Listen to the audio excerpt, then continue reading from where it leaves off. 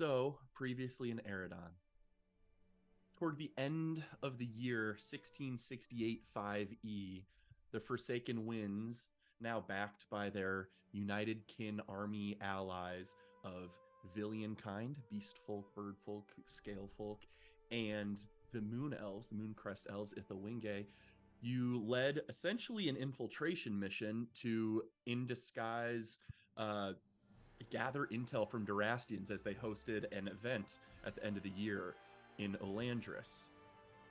Disguises were had, discussions were had, intel was gathered, although maybe not fully parsed out on what valuable bits you got and how to use those bits of information. But then, naturally, a fight broke out. Contessa May and Count Lee, apparently devilish creatures, hell from the hells in some fashion, were slain. Talon Coda was also defeated, very surprisingly to God. And you were able to escape, even though you were fairly harrowed in your attempt, but you were able to outpace the pursuing Wyvern Knights. You now return to For's Hollow after your successes. And you know you're going to need to have discussions with your allies, deliver intel, maybe gather intel they have available in the couple days you've been gone, so that the army can make their next move after what can only be assumed to be a direct assault against Durast from someone. And you know preparations will be necessary, so you're going to have some downtime to recuperate, plan, prepare before the army mobilizes and takes its next actions. And your intel will be critical in determining what happens next.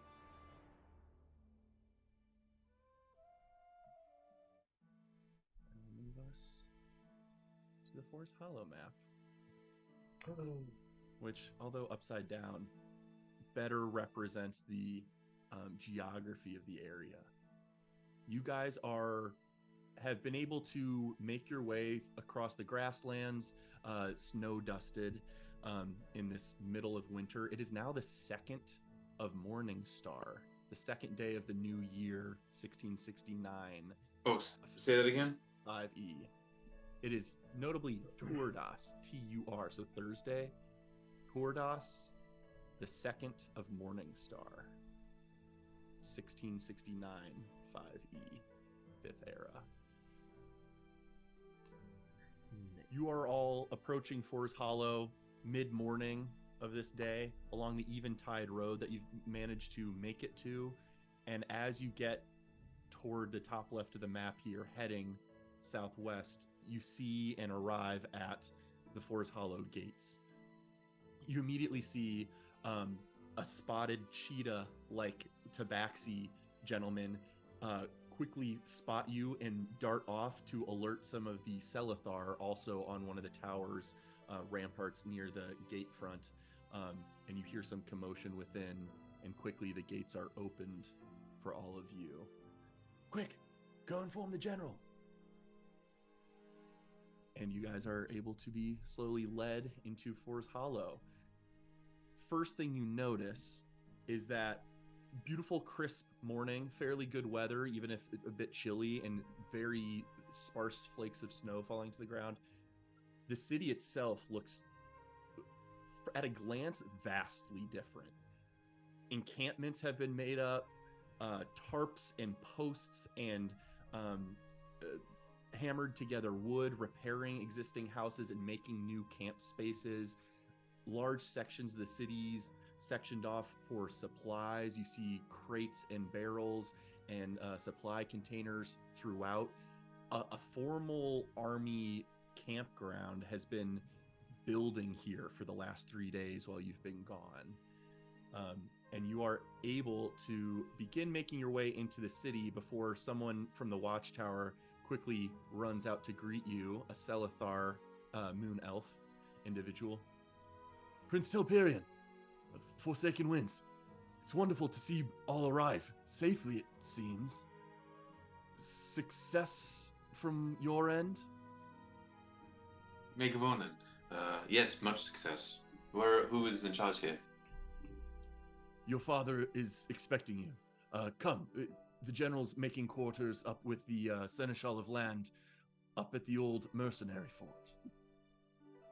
And so, rather than being led into the middle of town where the town hall is, you'll be led toward the direction of the somewhat ruined but currently in repair warg pen area where a weird fire blaze was once set, and you arrive at the mercenary camp down here in the center bottom of the map.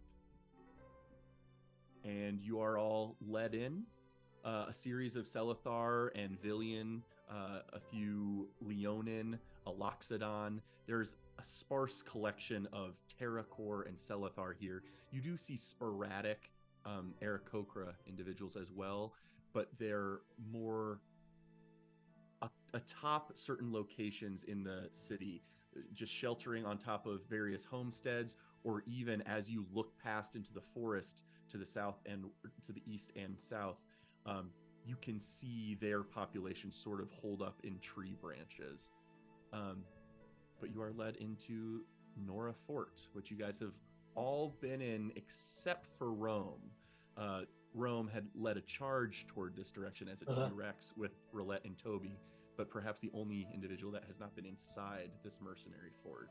But for the rest of you, a familiar area is seen, and you are led to a simple room, which upon entering, you see Seneschal of Land, Dinah, and Maethros, both standing at a table together with two attendants each of the Terracor and Selethar, and you see them leaning over a large rectangular deep cherry scarred table that seemingly was not destroyed in the antics at For's Hollow, and could even potentially be a relic from the Nora's time here. You're not sure if Durast brought this table in or if it was an older staple. But Maethros, general of the Ithilwinge, immediately stands up. My son, in Elvish, speaks to you in Elvish. All of you, then in common. It is wonderful to see you. Please, there is much to discuss, and I'm sure from your end as well. Please, give us a few moments. Seneschal, you will remain with us as well? Dinah simply nods, her lycanthropy-afflicted features just looking feral, but she maintains a high amount of nobility to her look. Well, what news do you bring? Ada, quite a lot. It's good to see you. I almost died. That was a close one. We faced quite a lot of peril, but fortune favored us, truly. I don't know what else. Oh, actually, no, allies favored us. We found some employees? I don't know the word. Followers of Queen Elia in the heart of Olandris. Is that so? In what sorts of allies? The Queen's right-hand people, the dusk and the noon of the court? Or the dawn, one of the two. No, it's just the dusk. Well, no. We know that Magnus the was dusk, the noon? the dusk, yeah, Magnus was the noon. How do we know Magnus was Nazim? Do we? I don't think we do. I do. Why do I know? Right before read- combat started, a sending message hit your mind. And it was a voice I knew. Everyone, I forgot to tell you, Nazim is... Talon's immune to poison. The Talon's immune to poison. You Father, did forget to tell us that. The objective was to get into Elandris and to find out as much as we could. We thought perhaps to kill the Count and Contessa, if possible, and we knew the Talon would be there. We didn't really truly intend to fight all three, but in the end we did, and all three are now dead. Wow. Have you reached out to anyone else with this news? I believe I told Minerva last night. If not, And I think I told our shop owner friend Mirage. Nods Apologies if toward that was done in haste. nods towards Dinah and just say, "Understood. Perhaps messengers will arrive this very day. News is quick, but not as quick as your magical means. You did right in alerting them first. This is just the first we are hearing of it so far. so This is excellent news that a Talon is slain. Kota Navar, who, Maybe one No of the greatest offense. swordsmen we've ever faced. and no offense to you, I think he trumps Vitria in rank and skill. Especially since Vitria is now down in arm. Disarmed. Ego aside, I am elated to hear you fared successfully against such a threat in that situation. Although an individual of such import being removed, Durast's reaction may be volatile, and perhaps This is where we This- have this more- could have implications on their entire nation. This is where we have more good news. There is someone pretending to be the Contessa's assistant, tasked with upkeep in the city of Elandris while it was occupied. Our friend Magnus, who had been disguised and gave us great aid. And on our way here, I contacted him, and he said that control of the city has fallen to him. Elandris is currently under the control of one of our allies in disguise. You see Mathros' eyes go wide and immediately looks to Dinah, and Dinah rapidly lurches toward the table and throws off a piece of parchment to the ground, just disregarding it off to the side, and rolls out a map of Eridon. Specifically closer up of Creatia.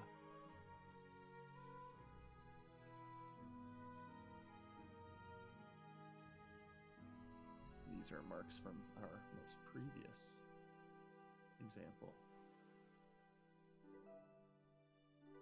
We have occupied Forest Hollow, and you're suggesting Elandris is tentatively ours, or within sway of being ours. Occupied by forces who are loyal and following the orders of our friend Elias' right-hand person. We must reach out, find the Beast King. We need to reach out to the Queen of Creatia immediately, however possible. This news must be relayed. What of the other ally you mentioned?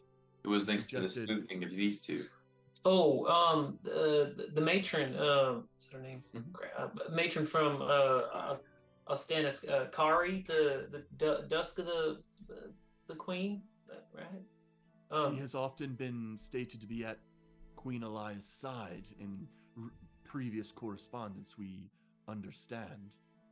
Well, she was away from home and helping us out. She's pretty good at sneaking in, sneaking out of places. She was posing as one of the Wraith Watch's dead eyes. Quite masterful. Dangerous cover, but perhaps wildly effective if done right. Does this imply the Queen has abandoned her position in Ostenis? It was thought that previously that she would not leave the city, even if she and Kari, the Dusk, were hiding amidst its interior. I don't think we Can't say- learned whether her location, but it seems Kari and Magnus had been sent off to start some espionage. And we just so happened to run into them. And it's the only reason we're coming back, having killed those three. We would not have done it without their help. We must make contact with these allies. This man, Magnus, the Noon of the Queen, maintaining his position in Olandris will be treacherous for him. If he is able to do it, so be it. But we cannot make open contact easily. Do you know the whereabouts of Her Majesty's Dusk? No, Did she not say she was heading? I was in that conversation. I don't. I said she's going to Athros. The only other thing, I don't remember. I think the only other piece of information around this left is that Magnus asked me to look in on him tomorrow Yeah. to view him, and he didn't explain what he would be doing, but he seemed surprised that we were interested in Atheros, and Well, I admit I am similarly surprised he was interested in infiltrating Olandris. Strategically an odd move from his perspective. I think we made a connection that something that Azim said to Toby. I think he was processing information that we gave him. We suggested we might look towards Atheros, and I think he intuited perhaps that that's where the Queen was, or Kari was going. Something we said made him think something. We didn't actually know what we were saying or how we'd interpret it, but I think he implied that Queen Alaya could be there, which is why the defense has been so stout. and I think we'll relay some other tidbits that we learned from the dinner, that the siege has been surprisingly difficult. They thought they would have been starved out by now. Maethros is just puzzling and actively not a diplomat in and of his own right. He's sort of showing some emotions all over his face, considering, making realizations, but then disregarding them. You see a facial journey happen, whereas Dinah, to his right, is almost looking disinterested, but more just poised, just less emotionally volatile to receiving news and puzzling out her own thoughts. Harder to read. What about you, Jiri? You were to infiltrate in the guise of this Thane Gaspard character. Was that successful? Did you find out you were able to gather valuable insight into the characters that attended this estate dinner? Did they trust you enough to relay information? Well, we found a little bit about Atheros and what was going on there, which Toby just told you. That the battle there goes, I guess, well for us, but poorly for the rest. Other than that, we learned more about this Moira lady. I don't know what her deal is, but she has something to do with me. She was mentioned a few times at dinner. This Talon witch. Moira is one of the individuals we have the least information on.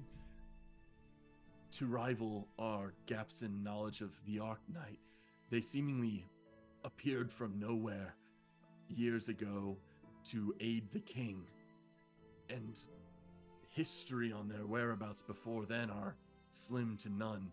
Kota's history as Talon for even the previous king was able to gather information enough, and Vitria has been sort of the bull of their army and is less shrouded in mystery because of her exploits and reputation and brazenness.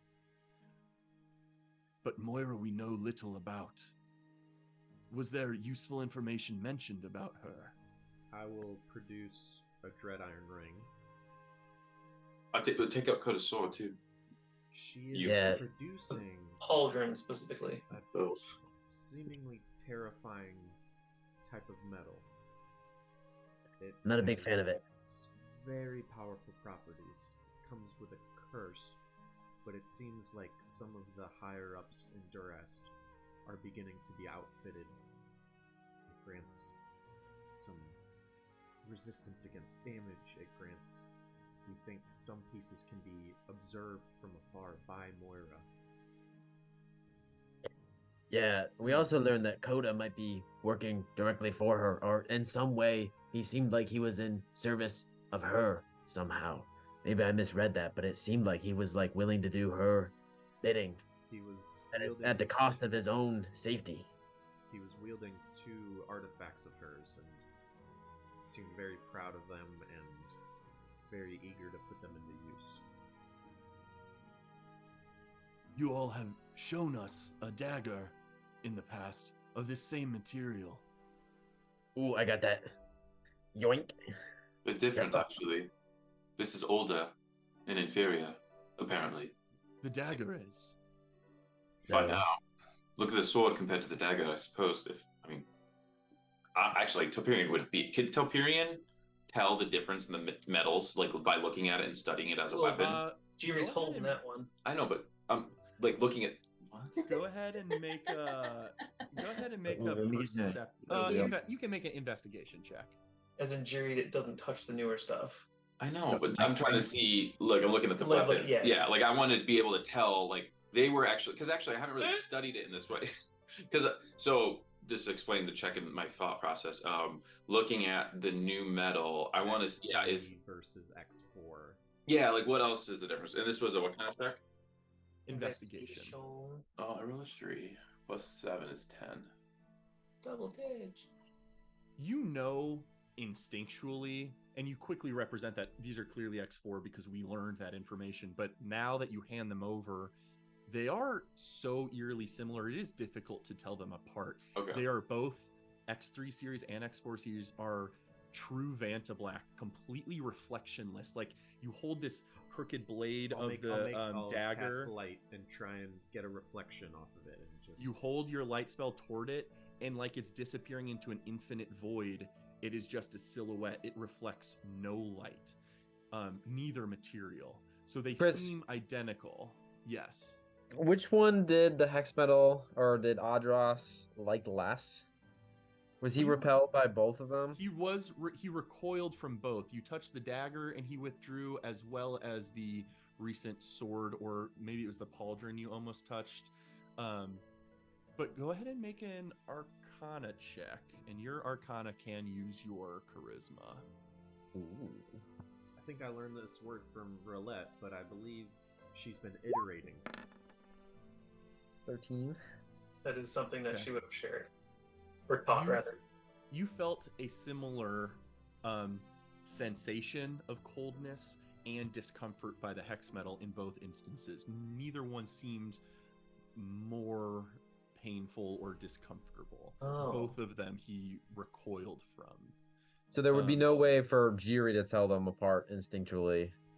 Not instinctually at this time. But you Gotcha. can point out Oh. But either. perhaps with further investigation and learning of the properties, this could be a meaningful endeavor. But Telperion, as you all are showing off these dread iron items, Mathros says, Seneschal, with your permission and that of the Beast King, I might very much like to make use of these and avail them to my daughter, the princess. She may be able to poke and prod safely, cautiously at these properties of these strange metals more than the rest of us can. This is not natural magic. She may understand how to proceed. Mirage, your the king's attendant, may be able to now assist her in this endeavor if we can get them together. and make sure. Dinah this- simply nods. and I urge you to pass this along as well. They contain a curse. There is a binding to presumably Moira's will, but there is something that requires magic to remove these. Once you, with these rings, I was the only one who ended up putting one on, and it immediately took hold, and I had to use magic to remove it. It's a valuable note. We will let those two be known of this. I One other would thing. like for them to have time to study these. Perhaps they can make more useful information available to us. The Thane, he seemed to be what we learned from him was that he studied biometallics. I believe this Moira also studies that as well. So I wonder He seemed if to there's something more to this metal than just them being a cool metal. Biometallics? Yeah, did something at any like that. point we get any sort of a concrete mention that it's like, oh, the Talon mentioned quintessence, that's what it was. But was it Oh, about bioorganic metal. That's what it was. bioorganic metals? Say that again? About what Bioorganic metal. is in the dread iron? I will I think the let quintessence I will was let different. everyone here make a single intelligence check. Oh, I rolled Let's another go. 3. 5. That's close. 6. 11. Roulette is the only one good enough. However, Can I I record that? It's on camera. she's the only one worth anything. Like they were nothing. But I need to recall briefly. No, I think Roulette and Rome did infiltrate the main hall by the time the Talon said his final words, Oh, yeah. addressing the group. And as Toby Rama's pondering questions, Roulette, it occurs to you something Talon Coda said of not Dread Iron. It sort of occurs to you that there was Dread Iron mention and import and delivery of metals, and it seems like Moira has honed an ability to mass produce X4 rings, for example. But notably, you remember separately from that, Talon Coda also mentioned that with the new acquiring of Divinor, Moira was going to pursue a new experiment, Yeah. and consequently, therefore, we may soon know if this war has any merit at all. I remember that, but I didn't know why. He said that. Yeah. I get that vase back, Rome. I do need to get that vase back. She's gonna transform it into something evil. Probably. She's up in Daynor, though. That is a What is with stealing shit from girls in this campaign and turning it evil? Problem is, as Toby says, all of war-occupied Triatia and all of Durast is between us and Daynor. So could we got into Elandris, not the capital of Durast, and barely escaped. So just for reference, what could we do about those items being stolen? I don't know. I wonder if we could entice this Moira to come to us in some way. Lay a trap. Ooh, We've think got we have gotten to more have- metals. She was interested in the medallion. me for some reason. Probably because I'm so famous. In what way was she interested in you? By reputation? How would you know this? I don't know. Just something weird that Coda said. The Talon tried to narrow in on Jiri towards the later In- part of the battle, I think. But he thought I was the Thane. No, he knew he challenged that. You were confused about if you were the Thane or not. We heard him. No, I knew I was the Thane. He But I mentioned wasn't you. hearing that. He mentioned you being escaped from. Yes, Oh, it's just didn't- strange. Because I didn't he do just- recall being in jail for 7 years now. Didn't But I also recall Sorry, being in a bottle for 7 years. Didn't Coda like describe your physical characteristics or something? I may be completely misremembering that. I thought he said something about like a shock of white hair or something during the battle. I might be totally making that up. You guys start getting pings in your head of like maybe we should stop talking about this here. Well, importantly, and Telperion like looks at the. You get the sense Telperion's like this is Fort-Win business in front of national leaders, and Telperion pivots and says there were a few other things specifically. Diana, you might be interested. The Talon mentioned that he had been the one reinforcing Messenia, and he left from Messenia to Elandris for this check.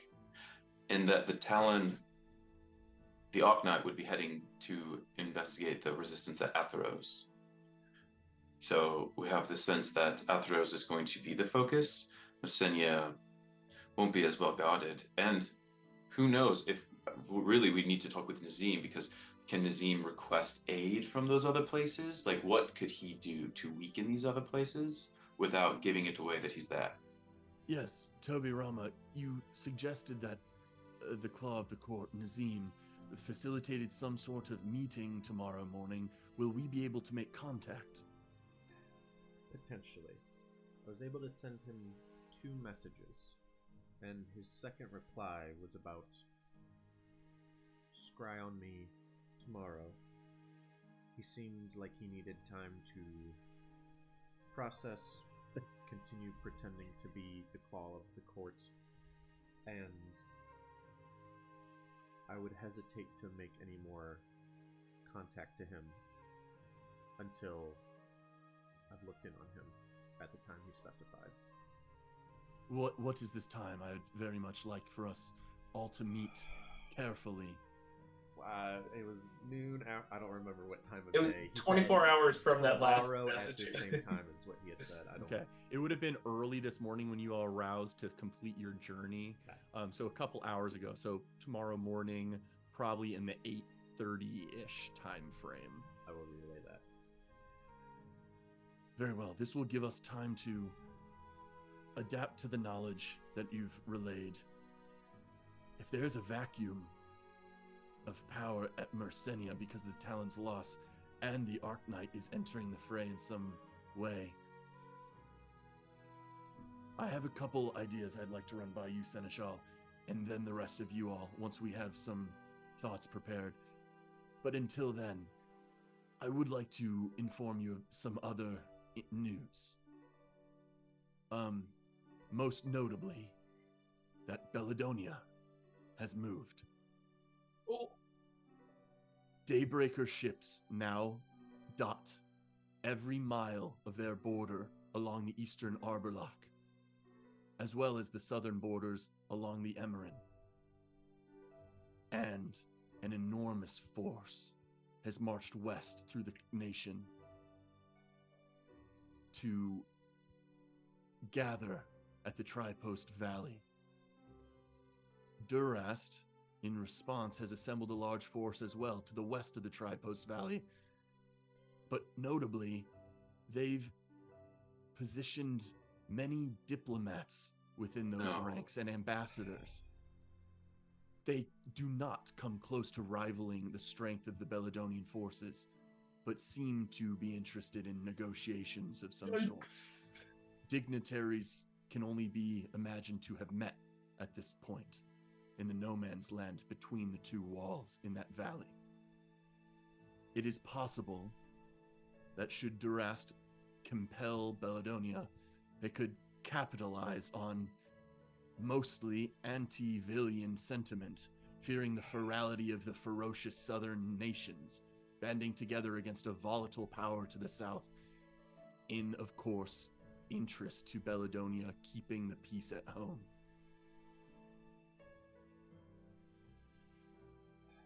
This is interesting, because it has suggested that Durast has utilized underhanded tactics, infiltration, and brute force to take the cities and territories they have so far.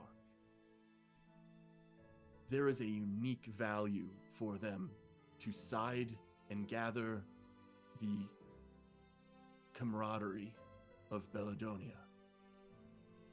It doesn't quite align with their previous history of warfare tactics and has gained our attention. But just know Belladonia has offered no stakes, has offered no land. Not one Durastian seems to have stepped foot into Belladonia yet. From our position, it seems like Belladonia is taking the necessary precautions to defend its land, but has not necessarily chosen a direction. Therefore, it could be the case that with substantial victories of the United Kin Army in Croatia, Belladonia would see the turning tide and push back against Durast, siding with the entire rest of the continent against a woeful, miscreant nation. Perhaps, if nothing else, if they see us gaining some footing, we can at least convince them to stay out of it. I mean, I'd love to have them backing us, but the worst case scenario is them allying with Duras, so allying with us or just staying neutral, either of those sound great to me. This has only been a development of the last 2 or 3 days, really since you've been gone, and we've had time to venture out into the Arborlock to try to gather information of Belladonia's border patrol. It seems they have reinforced it strongly in that time frame. It is possible, perhaps even likely, they are aware of our presence here in Forest Hollow and know we seek to enter the fray of the warfare. Do we know Perhaps how they're long? waiting to see what happens? Do we know how long we have before those two groups meet or get close to one another? From what we can tell, perhaps they have already met. Oh. Their forces stand on either side of the Tripost Valley, but only dignitaries and diplomats and ambassadors are welcome in the no man's land in between, and are likely engaging in conversation. To what degree we do not yet know. I believe the Beast King and Rillis's people have begun to send out birds to the area to scout. But it should be noted that Durast will not cause conflict there. It serves them no purpose to do so, even if they could break through the Tripost Valley and enter Belladonia. That is not a war they could win outright, without reinforcing Creatia, without leading over the mountains, which would be treacherous and require much more preparation than they've had time to make. And even one of Belladonia's commanders holds audience with the forces directly to the east of the Tripost Valley with his fleet of Pegasus and Griffin Knights. We believe it is an enforced position enough that no hostility, no clash will happen there in the immediate future.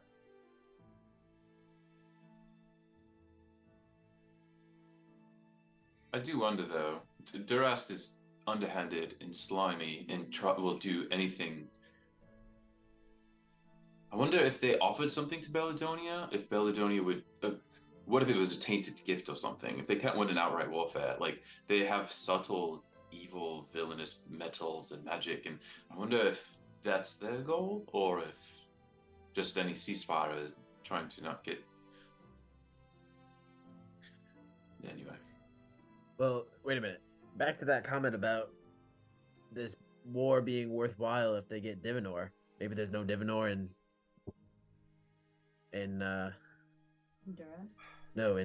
Belladonia. So something in Creatia is what they're after? There is...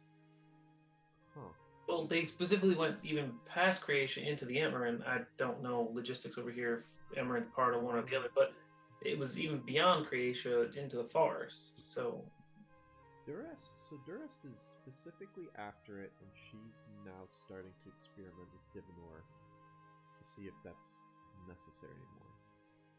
Perhaps. And with that postulation, less than 1 minute. Let's jump zooms. Critter's like, I'm not getting cut off.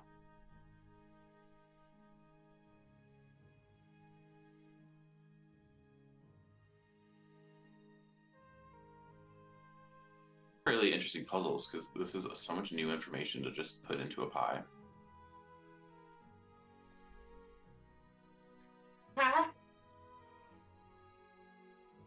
I wonder what Queen Elia knows about the Arknight. Only in as much as she knew Gallus well. And Gallus knew the Arknight, and we don't know how or why.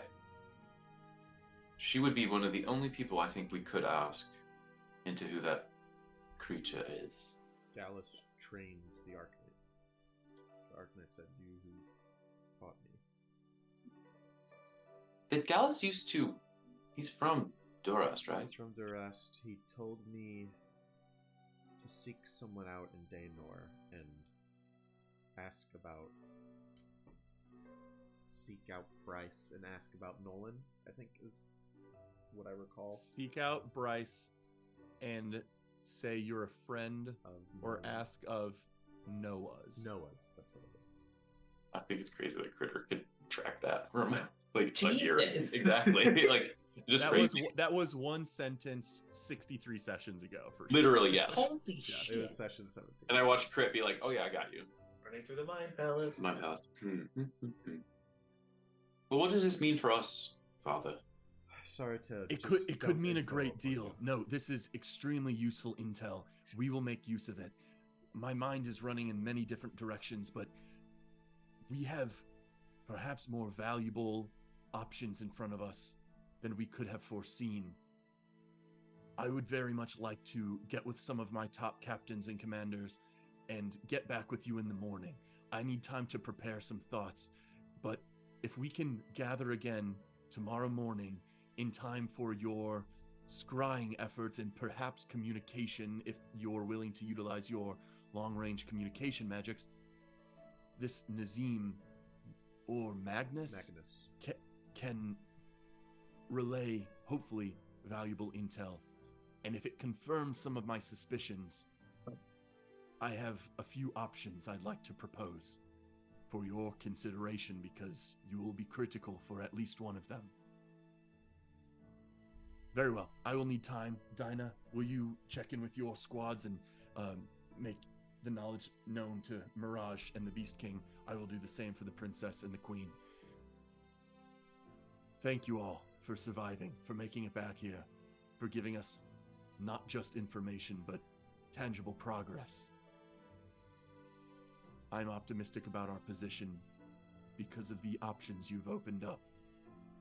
I'm excited to go over them with you in the morrow.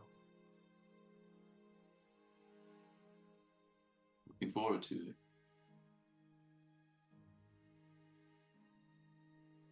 Very well. Well, you all must be exhausted. There are beds all over Nora Camp. We have specifically not utilized all of them for our forces, though half of the fort is occupied, but you're welcome to go find a room that suits your needs, or anywhere else in the city if you prefer to sleep underneath the snowfall and stars. Is it nighttime? It's about early afternoon by this point, since you arrived mid-morning and maybe have been here for a couple hours at this point. What is your dad's title? Mathers, the General. Verdant Lord and General? General of... Yeah, General. General, yeah. General Mathers, is the princess in Forest Hollow, or is she back She's- in the She's Citadel? not. She is back at Athenian at the Moonset Grove. Oh, okay. I believe she's seeing to all number of political partnerships, gathering resources from various houses of the Ithilwinge, as well as working on various arcane pursuits in the first place. I believe one for her brother. And similarly, I believe Mirage is back at Korital, though perhaps either of them, I don't know all of their capabilities, can translocate quickly, or at least with faster pace than the average person. But it is possible they will not be able to meet us here, but I believe they are both hard at work for their respective higher-ups. Anyway, please, the day is yours. Take it to recuperate. I look forward to the morning where we can discuss further. I will have Commander Rillis join us as well for that meeting. I believe the three of us, Seneschal, myself, Rillis, and you all will be satisfied, will be sufficient for that meeting. Thank you, General. And thank you, I forget that. Dinah. Thank you, Dinah. Roulette will head out, and she's going straight to the forge. What are the rest of you heading toward? Oh, bye, Roulette. I'm basically, I got out quick, and I'm just like jogging over. I want to see if Jokel's in town. As you leave the fort, you actually see two Noras that you're familiar with training out in the front with sort of burlap sack training dummies that have been remade and fitted to that location, the rest having been destroyed in Durast's occupation. And immediately it puts in your mind that, oh, maybe a couple of the Noras are throughout town. And by the time you get to the forge, you hear it ablaze and you hear tinkering from within. Oh, you gotta be shitting me. Welcome back, Red. And I just run up to him. I give him the biggest hug. Daddy. He reaches down with his massive Goliath arms and just like pats you on the back. No, I just wanted to stop by and see if you were in town. I'm glad to see the forge is still standing here. Hey, you couldn't bring this mother down if you tried. And I see you guys tried. It's a mess around here because the forge is also in the middle of the warg pen areas, so heavily damaged, but being repaired for sure. She'll whisper something under her breath about collateral damage kind of thing, but yeah, she'll just quick niceties and then back to the group. Perfect. What are the rest of you up to, if anything, this first day? We will certainly be able to tackle downtime activities after, but you have an afternoon and evening to hang out. I don't know if Mathros and Dino would have been the people to ask, but I would have tried to figure out if there is any sort of a potion inventory, if there's anything for purchase. Middle ground. Because I know Mirage is not around. I don't know if anyone set up shop or is offering anything. Asking around a bit, you do find that Ira is back in his old house. His inventory is virtually non-existent right now, but he's beginning the process of trying to facilitate goods and services for use by the army. So if you ask him, he doesn't have one on him, but he's willing to make you a potion for maybe a discount. If you had one potion choice, what would you be interested in? So what are the tiers? Basic, superior, greater, or greater, superior? Basic, greater, superior, and then supreme, but that would Lesser. take a long time. Did that greater. What What? in the past have graders run like most vendors? Are those usually 200? Let's see here. Greater healing potions, which would be 44 plus 4, would take him a couple of days to make. Generally costs him 100 gold to brew, and therefore he would sell it for 200. He would give you a discount, and just in order to make enough to facilitate his ongoing process, he'd charge you 125 for it. I would be interested. I'd offer this to him. I don't know if he'll take it or not, if I can help out at all. And then I specifically would like 2. Okay. Kind of ASAP, and I'd be interested in helping in whatever way he can. You are proficient in survival, but not necessarily nature, correct? Correct. Okay. Medicine, are you proficient in? Just a good wisdom score. Okay. With that, you can certainly help his process, but since you are not proficient, it will not double the speed of the process. But it could improve the speed of the process. He'll also say, with your help, he'll charge you just cost. So 100 gold per. So it will take a week of time, but you could help him make 2 greater healing potions. Deal. Okay, so he'll plan on your assistance in the morning for the next week or so. I'll tell him tomorrow I'll be busy till noon or something, but from there I can meet in the mornings. Okay. How about the rest of you? Any specific interests this afternoon? I'm gonna head to the forest over here and create a shrine for my fallen soldiers. Oh. And there. Go ahead and make a just a general. No, go make a nature check for me as you do that. You should have brought his body back. Shit, you're right. I should have brought the body back. Hyperion pulls it out of his pocket. Oh my It's god, already yeah. been taxidermied. Jesus.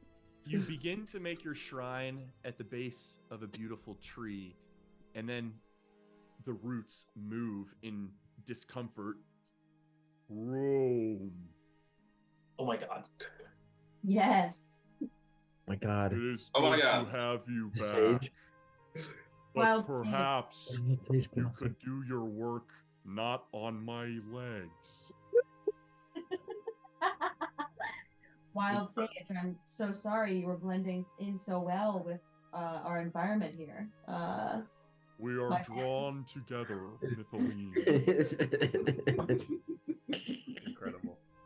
This is true. We are drawn together as one Wild Sage Blossom. As it should be. How have you been holding things down here? You will be pleased to know there are other trees throughout the forest that have lent their aid and have forsaken the critters or have allowed them to fly free and join our cause. Not many uproot and walk along the land as I do, but they send soldiers in their stead. It is the trees that connect us all together through the roots. They touch everything. I've We will always just said be good that. soldiers. As you've always said that. I truly thought, Chris, you were about to say, I have good news. There are other trees in the forest. And that's not what- It appears there's other trees out here. But Have you you- Have you heard from your comrades about any Divinor metal? You see, I have my precious vase. My home was stolen from me. Have you heard anything among your family? Go ahead and make just a straight wisdom check.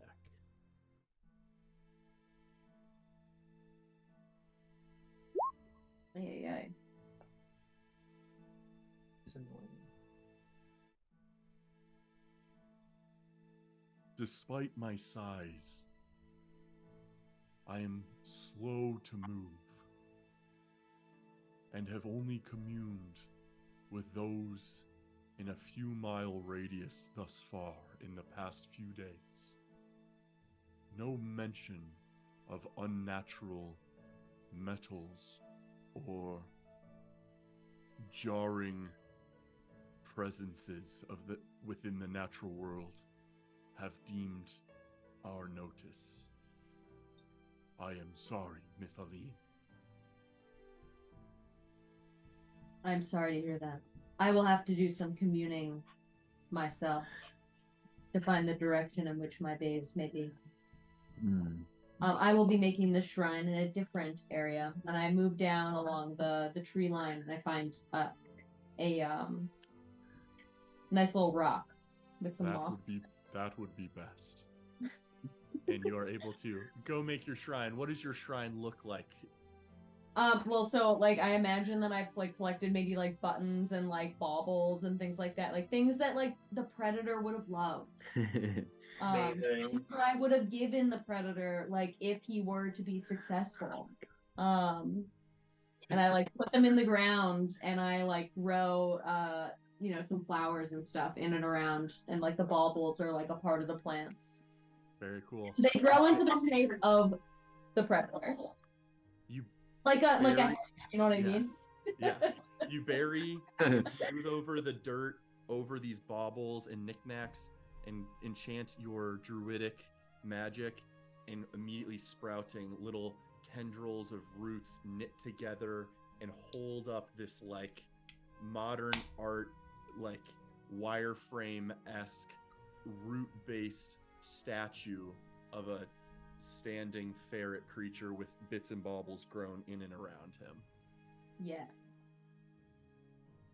I love it. Very well.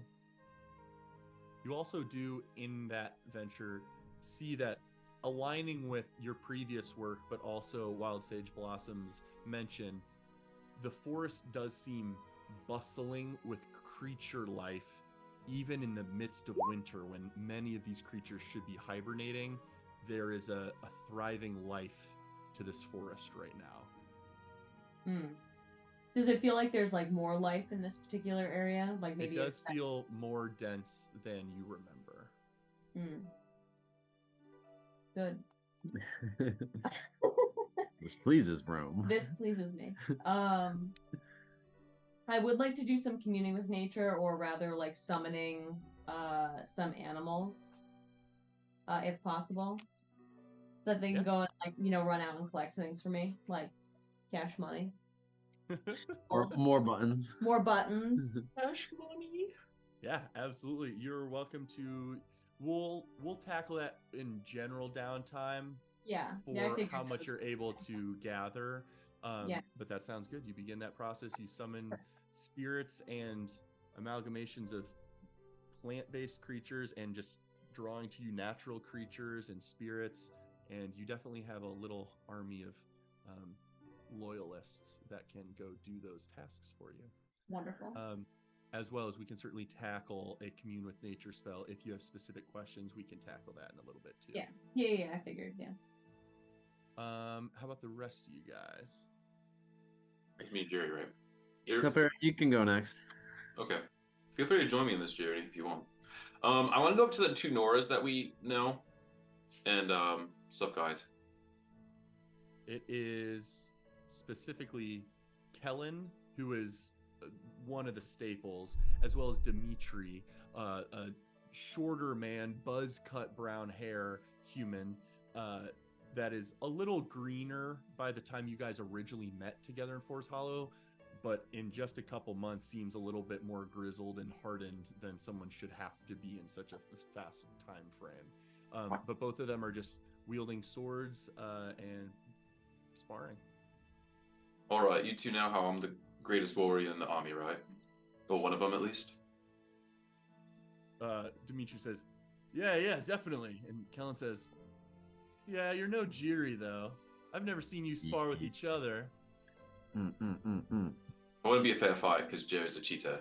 But we like when he cheats against our enemies. That's great. I don't know. Looked pretty great. We've all heard the story of him walking out. My own story, mind you, of him walking out the mouth of that woodworm you guys slayed. Haven't seen you do something like that yet. I give him a little telekinetic push. Hey! Like, all right. Jesus. Well, let's fight it out then. I'll prove it to you. And Jerry, fuck off. You and I'll go after it then. Go get some of the Noras if you want. Does anyone want to spar? Hell yeah, I'll grab a couple. All right, so cut to a couple more. Yeah, he will go grab some people, and will maybe 6 or 7 Noras, including Clara, who was also with you guys in the woodworm battle at Roulette's side, will eagerly take turns sparring with you. You get very quickly the sense that none of them expect to hold their own. They're just eager for some experience. Kellen specifically waits to go last. Well, and I want to, and he can, if he wants to, wait. I say, all right, group of you, here's the deal. And I'm like, I telekinetically start like putting things off myself. Like I get rid of the quiver. I take off my cloak. And I put my sword with everything else. And all I'm wearing is the yukata and my armor. And I go like this, and I say a word, and I press to digitate. And if it's allowed, the gold on the yukata turns silver, but the black stays the same. Because you can use prestidigitation to change color of an object. Permanently? Well, no, for an hour. For 1 minute? For 1 hour. 1 hour? Okay, yeah, you're absolutely welcome to do that. Fabulous. All right, here's the deal. We just killed somebody important, and this was what he was wearing. And not only do I want to test it, I'm going to be a little bit more selfish than I've been in the past. I've instructed you, given you outright instruction. I'm not going to do that right now. What I would like to do is I want you to stop me. Just try to stop me, and whatever you want. Use your swords, whatever you want. And I'm gonna go into hand-to-hand combat mode, and I'm just gonna be like a Slytherin. And I'm not gonna tell you anything I'm gonna do. This is for me, and if you think it's helpful, you can stay. But I just want you to see what you can do, and I'm gonna be seeing what I can do. And amongst this group, I want to just hand-to-hand. I'm trying to push them down. I'm trying to move them no telekinetics right now. Just like I want to feel the yukata and how I can slither around, and I want them to try to stop me. Like they can try to grapple me or swing me, whatever. And not only that, but like I'm just gonna start going like hard, and like I am not telling them anything. I'm not in teacher mode in the slightest. I am like, Yeah, they I can want as figure it many. out. Yeah. I want as many bodies to come at me, and I'm maneuvering you around, and I'm spinning them and like pushing them, and like the whole Okay. bit, just like yeah. Let's make it a skill challenge. Go ahead and roll an athletics Skill check challenge. first. Based on your willingness to let them try, and maybe multiple of them trying at once, each of their rolls are going to get advantage, and they're going to get substantially harder 3 times as more advanced and more experienced warriors try against you. So the first one, 25 was my first roll for athletics. 25. Yeah. So one of them, he dives at you, and you just sidestep and just bop him on the head to alter his trajectory. But the second one at least lunges and grabs your arm, but you just quickly pull out your arm, and it feels fairly frictionless, and you're able to give him a light but firm chest bump with your open palm, and knocks him to the ground.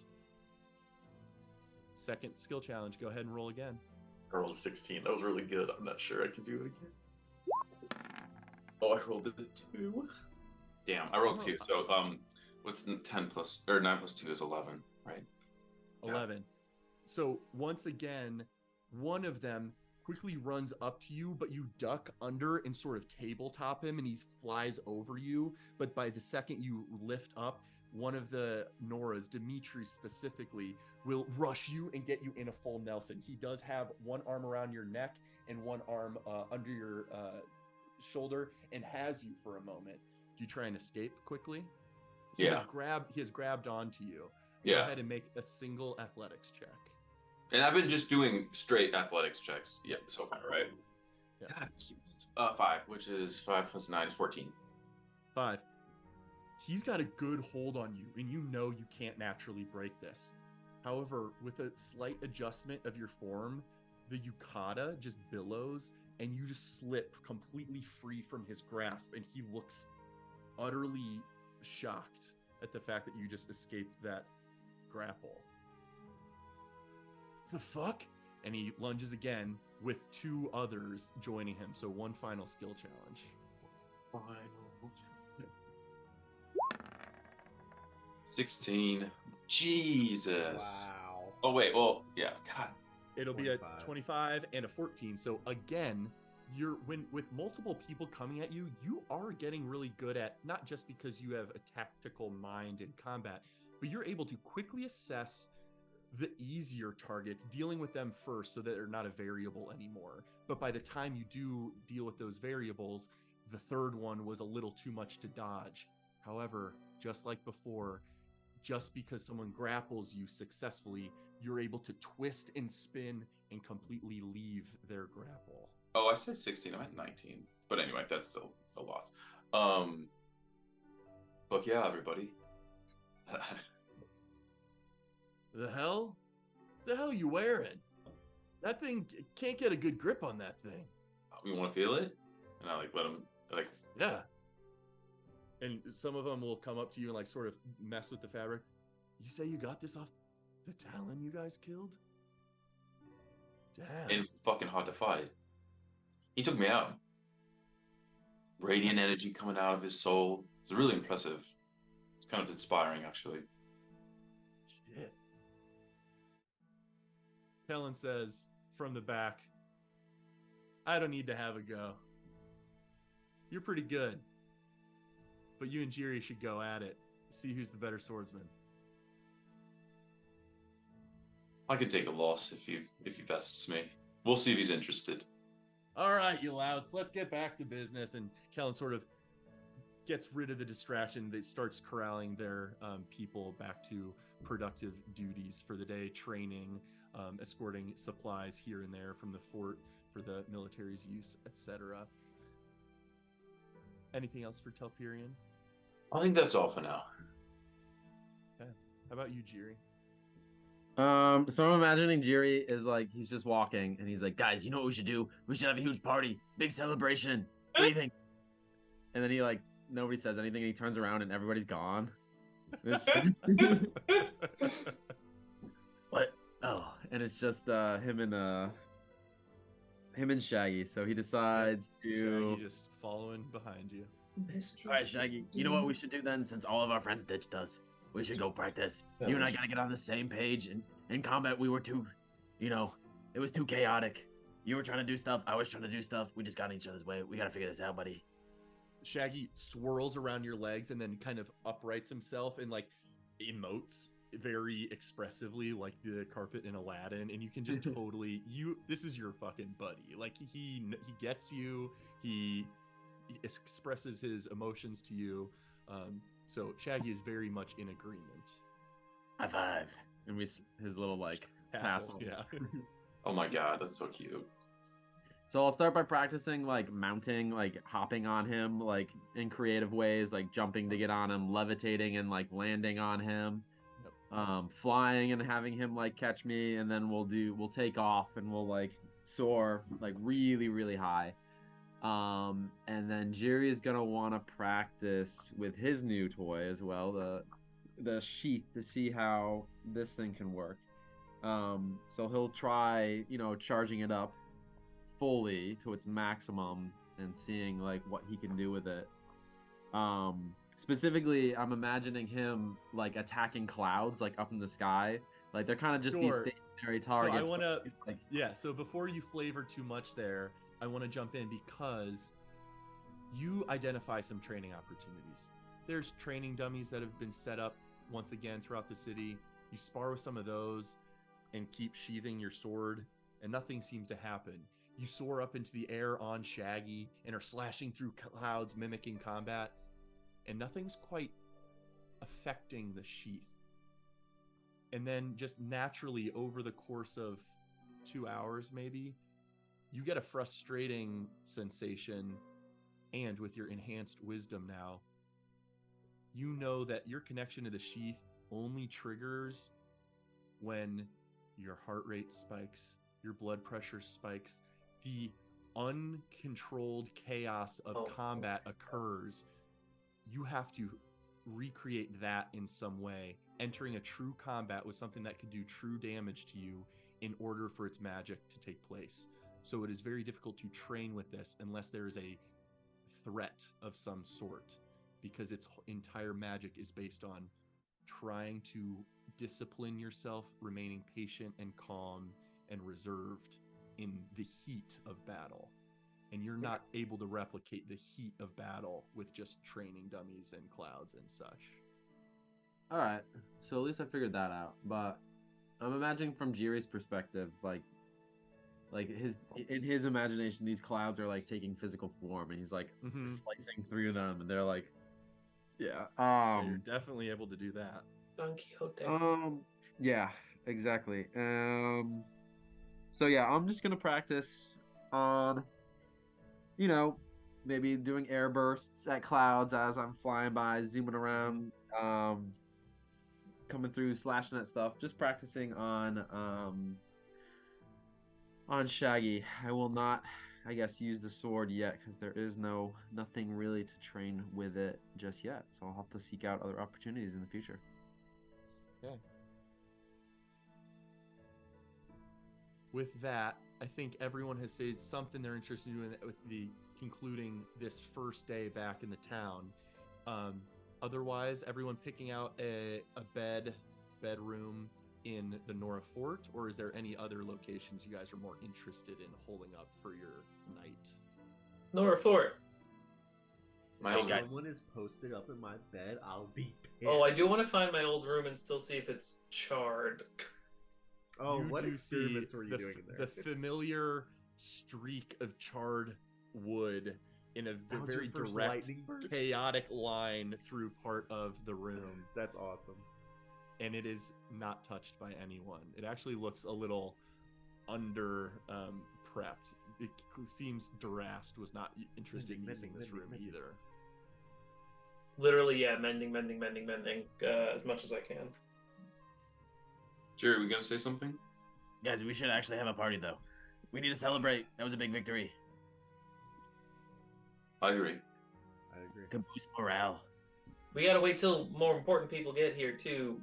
They'll have better gifts for us. I'm assuming. We could wait till tomorrow and hopefully maybe someone will show up. Cat guy.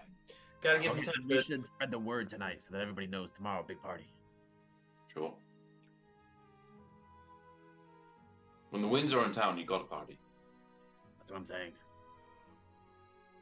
Well, good night. What about you, Rome? Sleeping in the mercenary fort with the rest of them? Anywhere outside in the throes of nature? What's your vibe? Yeah, I mean, I'm definitely preferable to the outdoors. Is there like an outdoor area in the mercenary? There is a pretty beautiful training ground hill just uphill of the Nora Mercenary Fort where a large central mast stands, almost like was once a tree of some kind. And it is a place that holds a lot of meaning to the Noras, but is the highest location in the small town, has a great overview of the whole city, closest to the starlight. I imagine that might be of interest to Rome. Yeah, I'm gonna climb up that. Sleep up there. Ooh, Rome, can I come hang out with you? Of course. Can we bring Wild Sage Blossom? You can't go out there and hang out by yourself, right? It could be dangerous. This is true. We can call out to Sage, and I whistle for Sage. But I would imagine Sage might have problems getting.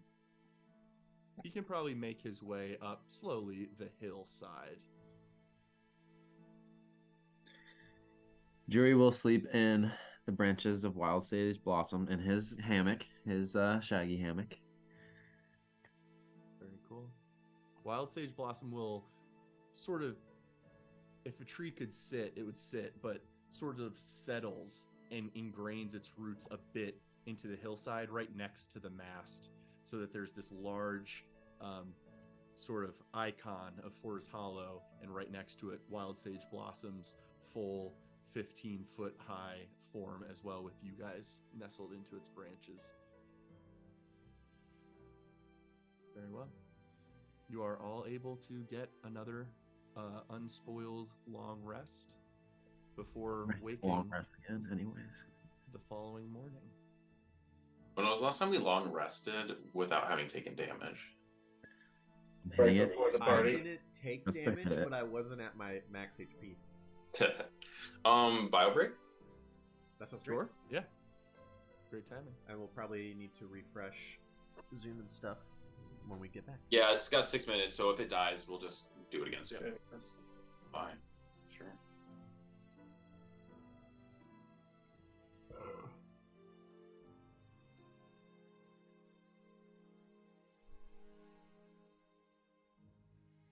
I'm so eager to find out what Chris is doing different. There's no way there's a dark god or Yune in the medallion. But Divinor, they think it can be a good vessel. Why would they need to strike out? They weren't striking out for the Divinor. Coming upon the Divinor is making them wonder if, or giving her a chance to test if the war is necessary. The Divinor has proven to be a good vessel on two accounts. One for a mytholine, one for some shimmering energy. Huh. I'm so excited.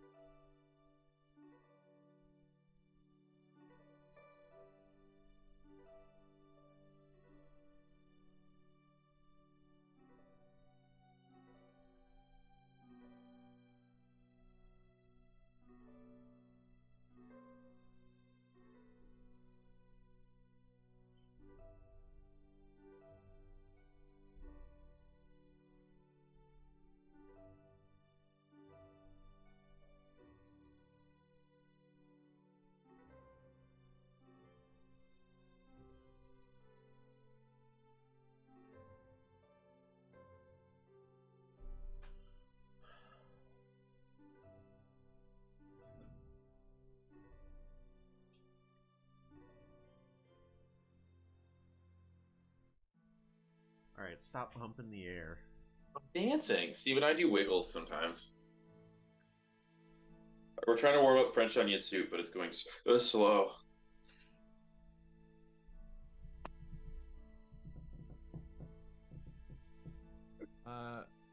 Have you guys ever learned that French onion soup's actually gross? That is an unelevated opinion. Yeah. What? Dude, it's delicious. You put tasty bread with good cheese in the best broth ever. Not for me. You had a bad Not for me. experience.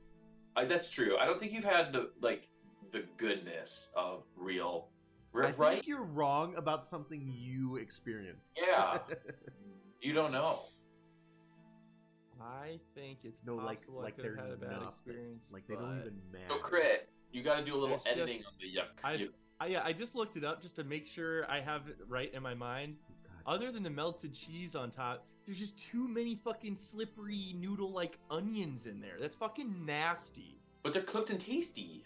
That's disgusting. Just eating onions like that. I can't Oh, imagine doing that. I don't even like that many onions on my cheesesteaks, but I can tolerate cooked onions on cheesesteaks with a bunch of peppers and stuff. Can I But tell you something? Just spoonfuls of Wait, onions. I gotta tell you Sickening. something. Wait, I gotta tell you something.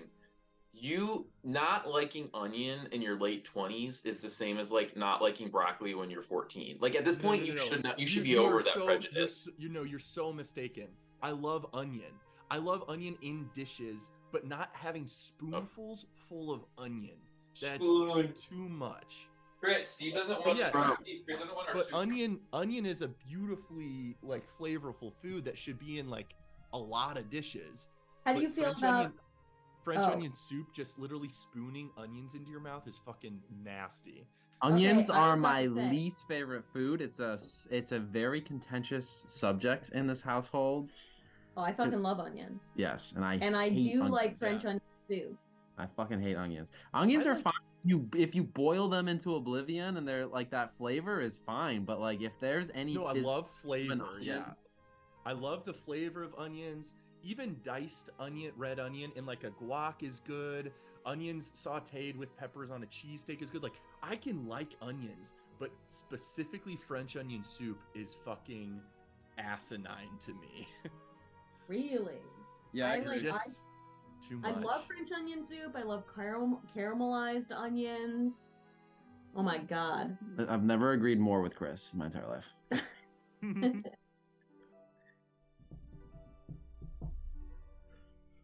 Onion ring, sure, like them.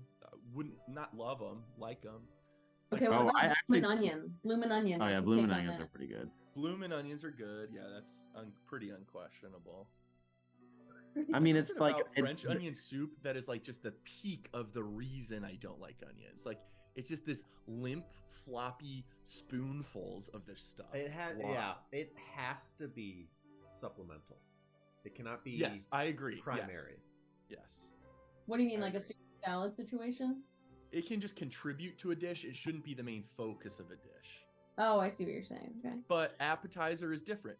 Onion rings and bloomin' onion, like that's okay. But Well, it's I fried still, batter. I still like. yeah. for Okay, sure. hold up. I have another scenario. What about sausages, sausage and peppers? Like sausage and peppers, and it usually has like the onions in that. No. Love it. I Oh. like. Oh, I could. disagree there. I think a cheesesteak does a good job of like. If you're having a good cheesesteak, there's a bunch of green and red peppers and sautéed onions on there, and I like that. It's just like, but to me, that's like because it's a tenth of what I'm eating is onion contributing to the thing. I love not it. We're like still talking about 80 this. Not 80% of it. 80%. 80% Wait, Chris. of what you're eating is onion. Victor, can you check? Is the Yukata language need adapting? I refresh your page. Fabulous. I love it. That's so funny. You just asked that question. He was like asking it as you started the onion tirade, and then like he like left it alone. I saw him like, "Could you do the you?" Okay. Yeah, I don't know Oh, I how did leave fast. it. I don't know how fast D&D Beyond refreshes things. Sometimes it takes a little while, but sometimes it's instantaneous. So Something about hopefully their we'll be able to see it when server you see it. bandwidth leaves something to be desired, because I feel like more than any other website I've used, I've seen D&D Beyond go down and struggle to make updates. I'm surprised, because this is like, It also now has it's some Wizard of the Coast backed now. It's also been in its alpha or beta encounter builder stage for like 5 years. I'm like, when are you going to launch the final thing? Why is it alpha for 5 years?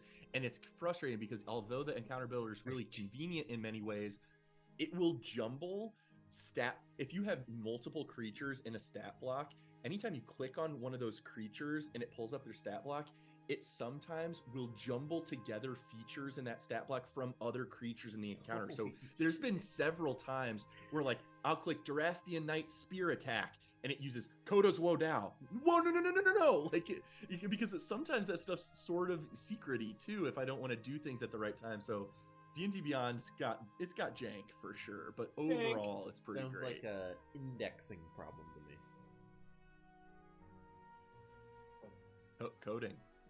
Coding's that. Party, before we resume, I do not mean to like exclusively claim the Yukata. I'm very interested in it, and Telperion has like narrative interest in it as well. So like if anyone was like watching that being like, fuck, I want to use that thing, please feel free to like talk to Mike Jacoby about it. No, or Telperion, either one. I'd say same thing with Toby's contingency band. I'm making 2 potions to put in it, but sometimes I'm not even using it. I would say, yeah, same thing for like any item, right? Yeah, If anybody I was think gonna we're say, literally, really any good point, item, even if it seems like an iconic part of someone's kit, like you're welcome to in person, certainly out of session 2, but in person, be like, hey, is that a critical part to what you need? Are you willing to entertain the notion of swapping gear if it's someone else? Like, yeah, absolutely. Yeah, we're at a I'll point get now it. where we all, I think, have 4 or more items to attune and only 3 spots to attune. Shut up, Steve. I very much the Ring of Featherfall and my Ring of Protection. You guys probably don't want the Staff of Defense. I can't use all these items at the same time. My Cloak of are Kind. Cloak of Protection and Ring of Protection allowed to be used at the same time? I would say yes, absolutely. That's so cool. Because even though stacking spell effects don't stack, you can't benefit from the same condition or spell I could twice have at the same time. Giving me 2 different things are buffing the same ability twice. That's totally fair game. I would just make fun of you. I would just make fun of you for having 2 attune items that give you a +1 to stuff. That's not very cinematically It's cool. a little lame. It's like, Yeah. numbers go up. Very, Especially when very the valid to bracers are- have an item like that, but stacking what if you're just full up artificers got 5 attuned items that are all just protection items? Boring. Is the Cloak of Protection Pretty cool. uncommon? I think so. I don't It recall. is. It's green, which I believe means uncommon. The ring is blue because you can have more than 1 ring. But they both need attunement. I probably wouldn't let someone wear 2 rings of protection though, because that's similar of like you can't benefit from the same spell. It's like you can't benefit from the magic of the Exact same same item magic twice. item. Yeah. It doesn't compound. No, it absolutely could. I just don't Oh. think that's interesting. I would want to challenge people that use different attunement slots. Fair. If someone was diehard on that hill, I'd probably let it happen though, because not many people are going to be in that. I think I would just at some point like for one of us to do it and then move on. It would just be fun. Sometimes it's fun to see the number get bigger, I hold out my ring of Earth Protection. but I don't have the attunement slots to facilitate that right now. I'm basically at 2 because I will never get rid of the Forsaken's Medallion. Is anyone going to use the feather thing? Oh my god, the feather thing. The quill. Is that in my? Do I have that? You have that. It Nope. is, I think, in Roulette's inventory, I don't think so, Those girl. have cool or maybe ass not. I feathers. think I said to Mike when I was talking to him once that, hey, tell Steve the red plume quill's available for him to add to his inventory. But yes, I think Roulette had that last. Yes, you did. Dude, You that's so identified it. cool. I will at some point add that or explain it to people. And if you didn't already know what it does, Jokes on you can use it as a magical dart weapon.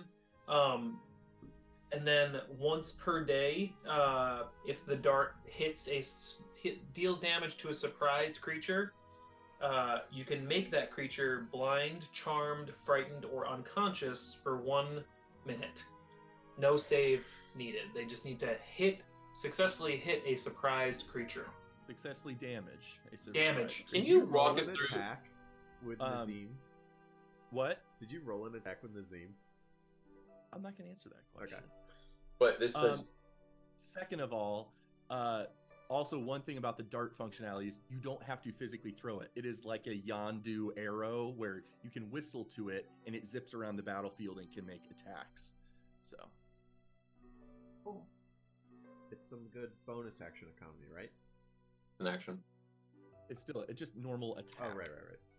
But if you make the attack action with it, you can do a bonus action offhand attack with it, right? The dart is No, light. no, you would need No, a that's second. if both things are light. Yes, if you Dart's light. attack twice with a short sword, you could whistle offhand strike with a dart. Yes, but you can't. The primary hand create is it. a light weapon. It does not fulfill both roles of two different weapons. Sure. Oh, 'Cause the bonus action additionally- thing is all about offhand. Well, the bonus action thing is also it can disappear and apparate as a tattoo on your form, so that you're not technically holding it or wielding it. It can become a tattoo or a dart. So lots of special properties to that weapon if any of you choose to use it. It's in the bag. Indeed.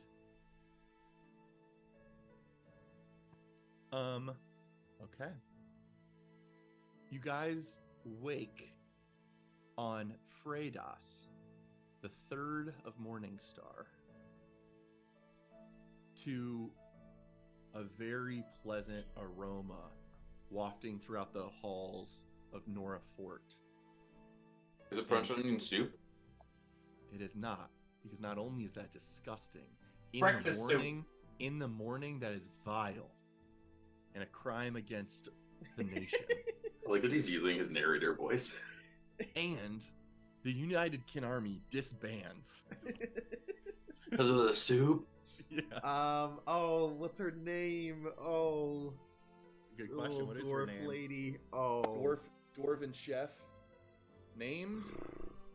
You're not going to remember it if you I don't could remember find my notes. What do we smell? It's Rhonda. it. You smell cooked meats is the primary smell. So bacons, sausages, very indulgent fare for the morning.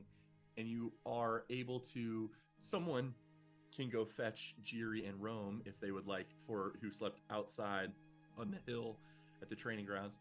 But the Noras and all those who take residence here in Nora, the newly repaired Nora Fort, will be able to enjoy breakfast porridge, grits, various versions of cooked eggs, meats. It is a very hearty breakfast, and you can tell they pulled out some of the good stuff since our band of heroes, the catalysts for this army's union, are staying in town tonight, and specifically near and in the fort. Hopefully the rest of the town also gets some good action, but for now, you guys are living good in Nora Fort. It's just about daybreak, so probably in the 7 to 8 hour. Since it's in the winter, daybreak's probably around 7 a.m. So you guys have limited time to eat and then go meet at the war room with whoever might be there. I'll peek in and tell Gemariza hi. Nice work. Gemariza excitedly serves you, like she does with everyone, but extra glimmer to her eye. You specifically, she's been the most familiar with out of your group, had the most time with. Someone grabs Jiri and Rome at some point, I imagine. Yeah. Okay. Otherwise, not much to the morning. Do you guys all just gather at the war room? Okay. You see 2 Selithar to each side of the door to the war room, and Aarakocra individuals at the end of the hallways, as well as a large Loxodon individual blocking off each of the staircases out the back of Nora Fort, which is where Jiri and Telperion actually infiltrated once from. Notably, there's an extra air of protection around this war room right now, as potentially important conversations will be had. As you guys enter, you will see once more Mathros, a single Selithar attendant, Dinah, a single Dragonborn black attendant, Ooh. Oh my god. and Rillis, the enormous parrot Aarakocra individual with his large, brilliant crimson red wings. Ritter, you just brought us to a battle royale page. Oh, No, I it's didn't not mean to do. straight. I meant. Oh. No, sorry, I didn't mean to even do that. I meant to bring you just to here for general map fare. Oh. It was right next to it. I just accidentally dragged the river. I was like, who are we fighting? Guess what we're doing. That's super funny. Rillis, with a dove Aarakocra individual standing directly behind him, seemingly important officers for each of the 3 branch leaders: General of the Ithilwinge, Commander, High Commander of the Auracor, and then Captain of all the Terracor. Ooh, is there a representative from the Nora mercenaries? There is no one in the Nora mercenaries here, but also, functionally, you guys are essentially the ambassadors / frontmen / best in show people from the Noras. So the Noras don't have as much of a, to put it bluntly, as much of a voice of sway in the wartime preparations other than your voice on their behalf.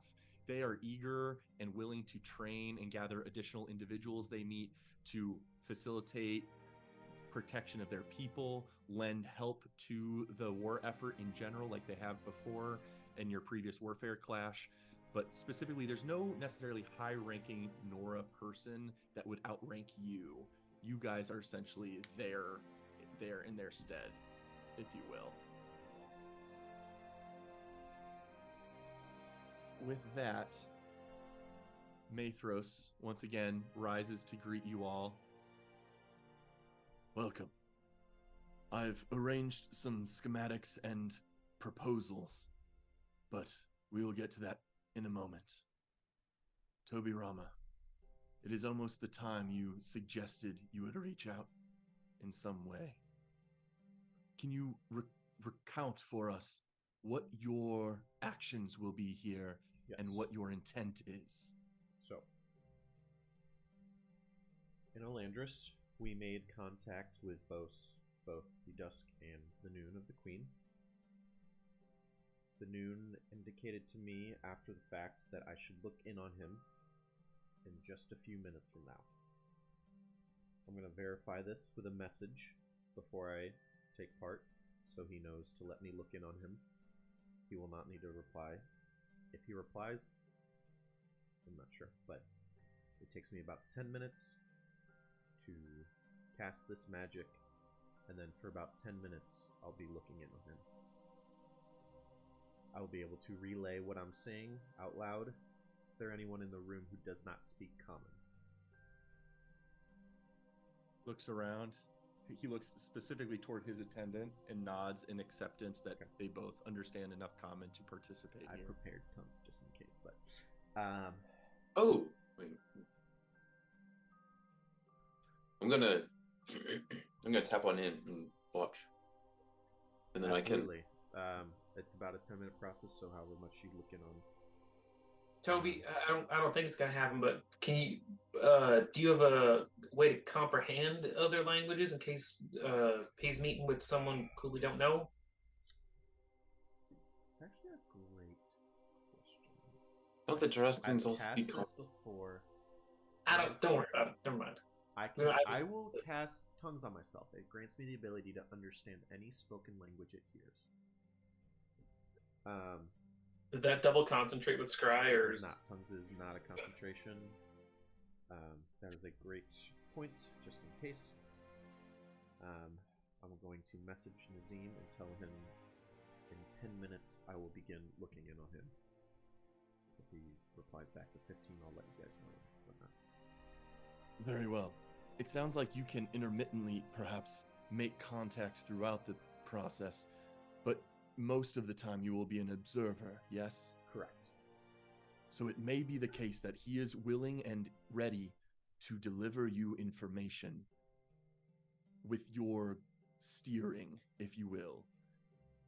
The primary goals the United Kin Army looks to make use of are: what is his level of control of the supply shipments to the siege? I am hoping he will divulge whether he is a critical part to that, is not consulted for that, and that is various captains and commanders' jobs, if he oversees the accounting, the bookkeeping, if he has any sway with that process. That intel could be critical to understanding what our next moves can be, outside of whatever other information you would like to try to provoke him into divulging.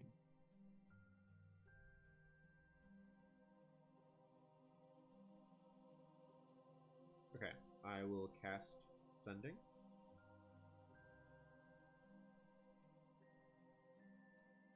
To Nazim, to Magnus. Is it EEM or IM? I am.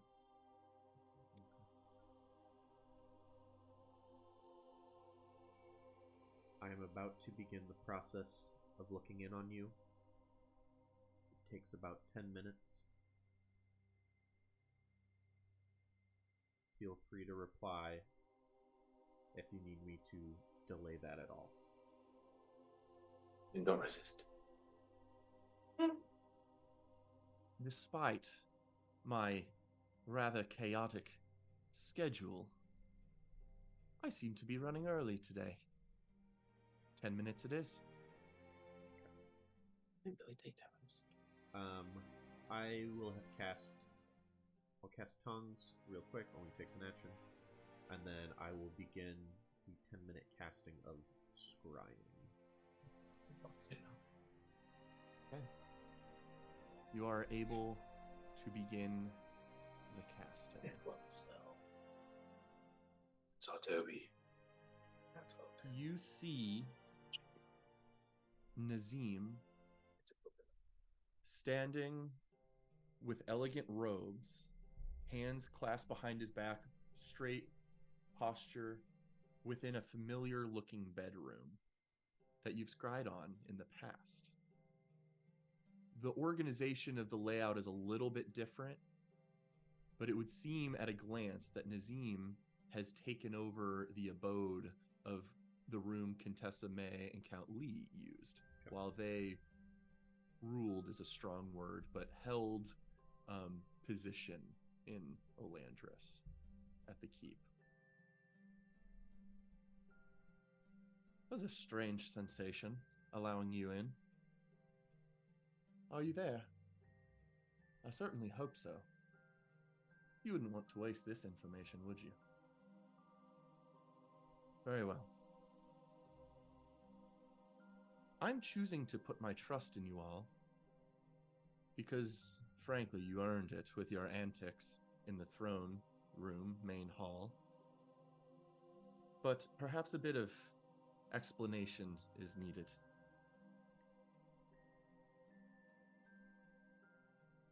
Months ago. Yeah. I just have a question. I want to tune in at what Telperion is like.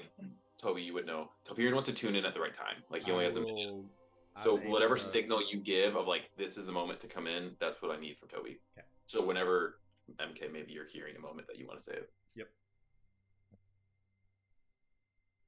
several months ago, on the first of Frostfall, when the capital fell.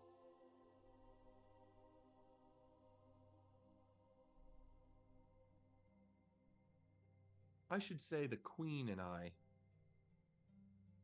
go way back. And she trusts my judgment. So I made a call. I disappeared, forsaking her side, assuming she might be captured. Did not anticipate that she would be rescued, assisted by you all, and the Dusk, which seemingly was an adventure in and of itself, freeing her from the clutches of some foul creature. I blended into the available Ebоnclad, quickly enough that it bought me an escape route from the city. I quickly deduced that Durast's forces would drastically overpower that of Croatia's. Croatia used to be a small vassal state of Durast. I don't know if you knew that. Won its independence some couple thousand years ago, but for most of written history was always a vassal of Durast. Bellidonia is the only force that can rival that of Durast, unless someone were to magically rally the entire wildlands of the south. I didn't place much stock in that silly venture, so I went east, very carefully finding my way into Bellidonia in a simple vessel across the Arbor Loch, posing as a simple fisherman. It became clear to me, making my way toward This is Aurora's. where I'll make a hand signal and start getting Telperion to look in. I'm gonna cast Detect Thoughts and like sit down across from Toby and like peer on in, and I'm gonna hold up my hands, and be ready to use Minor Illusion to show visual representations of what I'm seeing. It took me 2 weeks or so after the fall to reach the city of Auroras,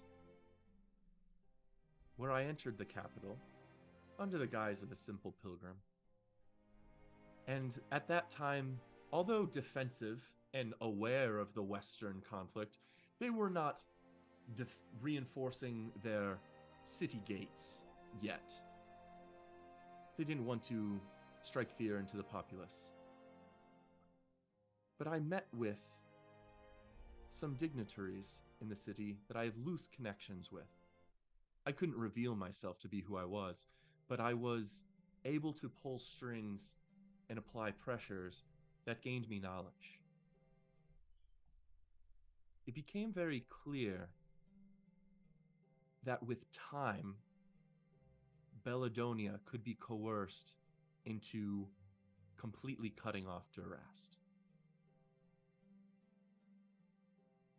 Your little town of Fours Hollow was not even on my radar, apart from the fact that you all showed up and aided the Queen, and you are purportedly from there with Master Gallus. But I identified Olandris as the opportune location to infiltrate after that. It was simple strategy. Athros would not fall easily. Durast would apply pressure from multiple angles. Olandris had the opportune position relative to Bellidonia to facilitate, on my command, if I weaseled my way in the right way, Weasel. a dropping of the gate, so to speak, for Bellidonia to march west to Croatia's aid, if it suited them financially.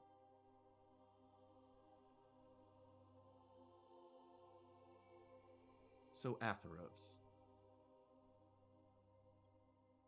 I did not expect to receive Kari's message when you dropped it off, nor did I know she was in town.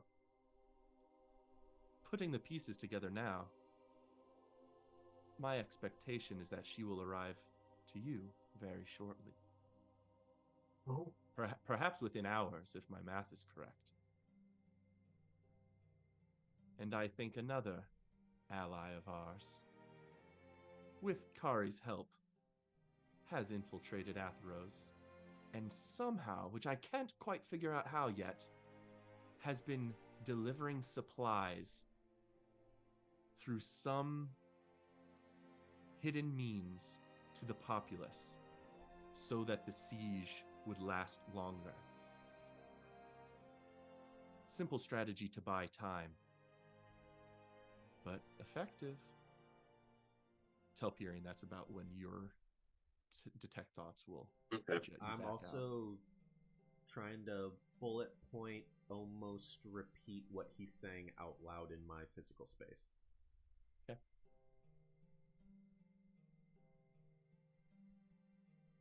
So tell me this.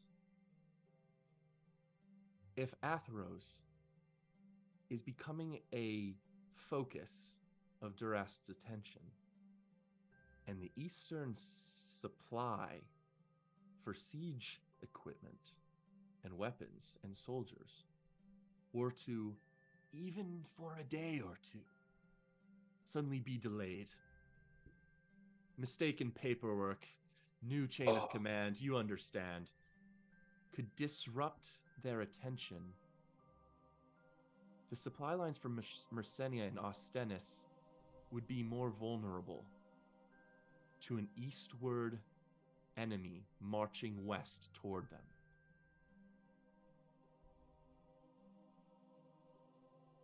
If handled right, Elandris is the United Kin armies. If not handled right, I may protect my own interests. Bitch! But I could look the other way as forces march past our city or around, utilizing the space between us and Atheros to stage war camps, making the way around Atheros to strike other vulnerable targets. And effectively aid the Queen in Atheros.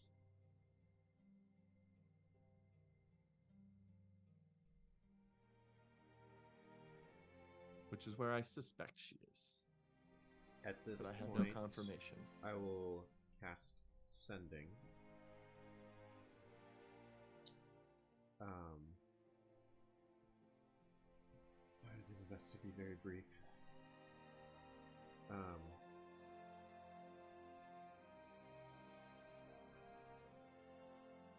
This is being relayed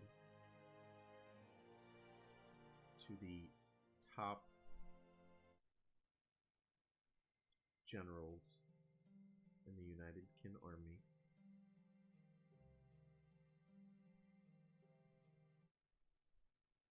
To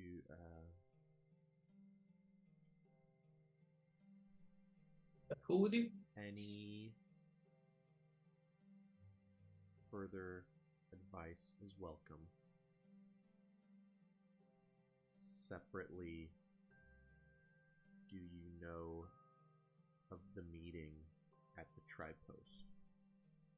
I'm not sure how much of that fell within 25 words. I think I did okay, but I wasn't counting it out.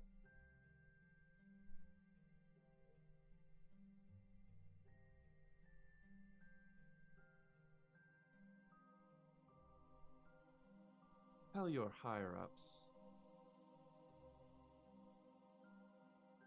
based on my information, saving Atheros is all well and good. And you hear this in your sending message, but then your sending message just stops, but you just hear the continuation of his voice as you're looking in on him. Atheros, this is bold of me, but stranding the Queen in Atheros might not be such a bad play.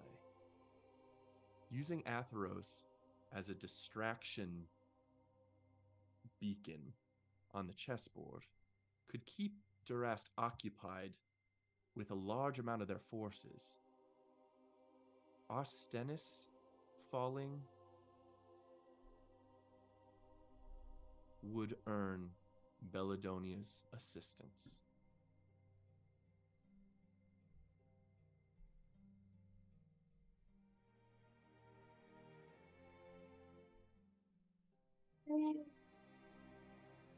As Holy for shit. Tripost Valley that I imagine you are alluding to, Durast underestimates Belladonia's self-interest. They will delay Durastian diplomats' attempts to negotiate and promise them goods and services and economic value unless they see tangible progress, a shift in the true tide of the war. They will not move. But the forces there and the commanders involved is formidable. When the tide shifts, Belladonia will change the landscape of this war. Let's hope it is on our side, because then rapidly we could effectively march unopposed to Daenor, with Belladonia clearing out the in-between.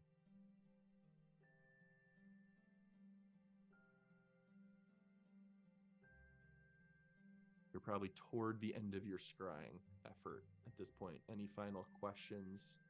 We don't forget my father's. What level of control of supply shipment? I mean, I think that was said by him. Like, if they delay for a day or two, that's pretty substantial. But No, those are different. I will Oh. ask. I will cast maybe around the 9-minute mark or so. Another sending. And then lastly, any concrete information on your supply chain towards Athros, as well as what a delay in it would cause, would be greatly appreciated.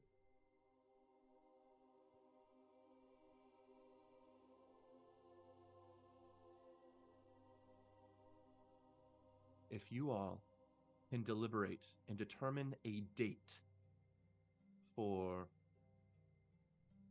supplies to be misallotted,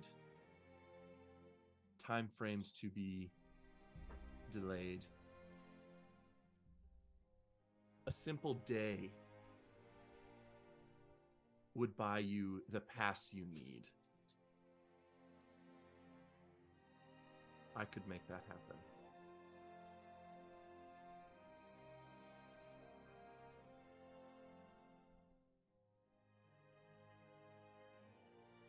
Neat. What is his self-interest belie? Can Toby hear me? I think it's to Toby. Either way, I you think can I think can. it, Tom, yeah. I think I can hear my surroundings while I'm scrying. There's nothing. I think that you're says I think in scrying, if you're hearing their conversation, it's like looking through a familiar. I think you're locked into their circumstance through the scrying sensor. Toby, he says something about not handling. If it's not handled well, he'll protect his self-interest. What does he want handled in what way to keep our alliance here? Probably about here. Maybe the spell ends. I can certainly send another message to ask, but I think he's just speaking about keeping a position of power on the direct. He's looking out for side. himself. I think he wants to continue to be an important piece on Duras' chessboard that he can topple at any point. So, like, if things go, shit hits the fan, he's not going to out himself as an ally of Sure. Croatia or UKA. Sure, I got it. Thank you. I'll turn Yes, Russ. towards the commanders present in the room. Oh, that was jarring as shit. Holy.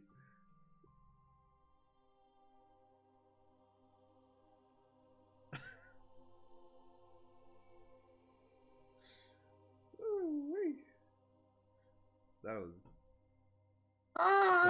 jarring as hell. You got cut off like at the end of a sentence, so Yeah. it didn't jar as much. I thought you were pausing, and then I like, why is Critter not answering? What's Jerry thinking about all this? Well, I'm gonna let Toby finish his sentence. And then...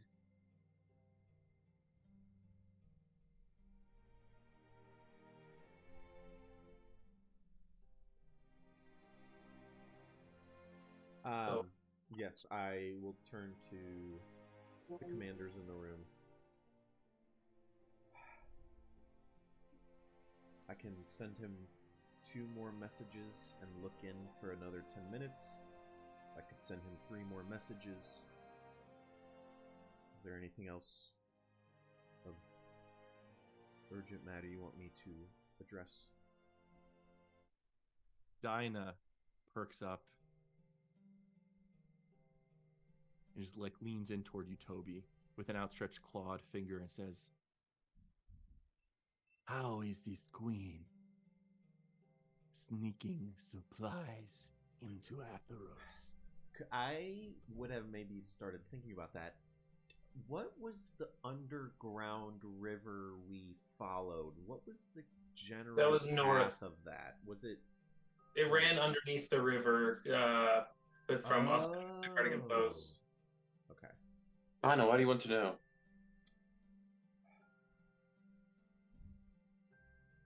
I will reach out and ask him. Cast sending.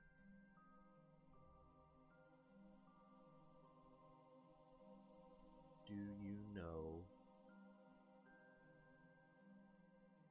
how she is getting supplies into Atheros?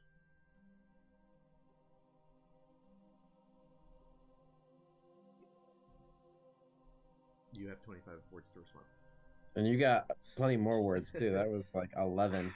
Oh, you got not enough room to say Jerry says hi to that one.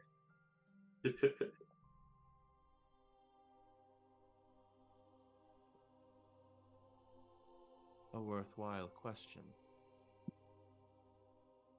And maybe your best chance at a clean route to Ostennis. What? The queen comes from a difficult past. She knows this nation like no other. I will spit that back word for word as best I can.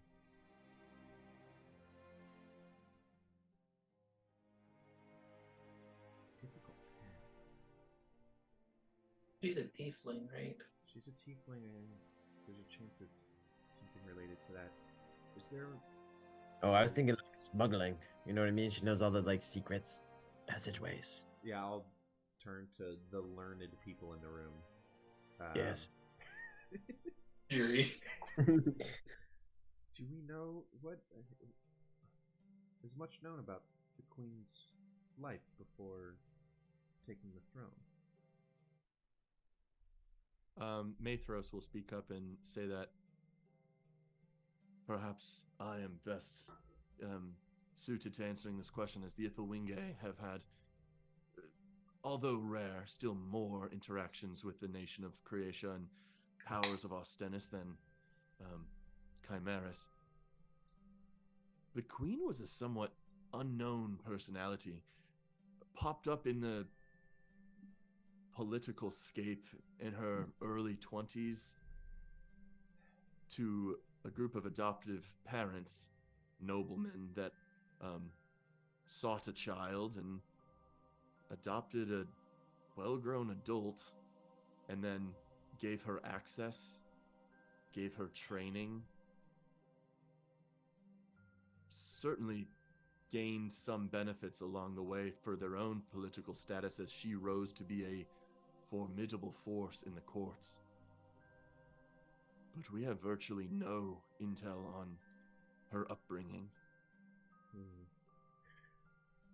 She's so close to Kari. It makes me wonder, Jir, I think you're on a good thread there. If she had a history in smuggling throughout Croatia. Couldn't we just ask the queen? I have 2 more spell slots I can dedicate to whatever. I actually wouldn't do that right now because I don't think she'll answer. I don't think she'll answer, but also Nazim proposed something that would keep her in a difficult position for the good of the nation, but we probably shouldn't break contact.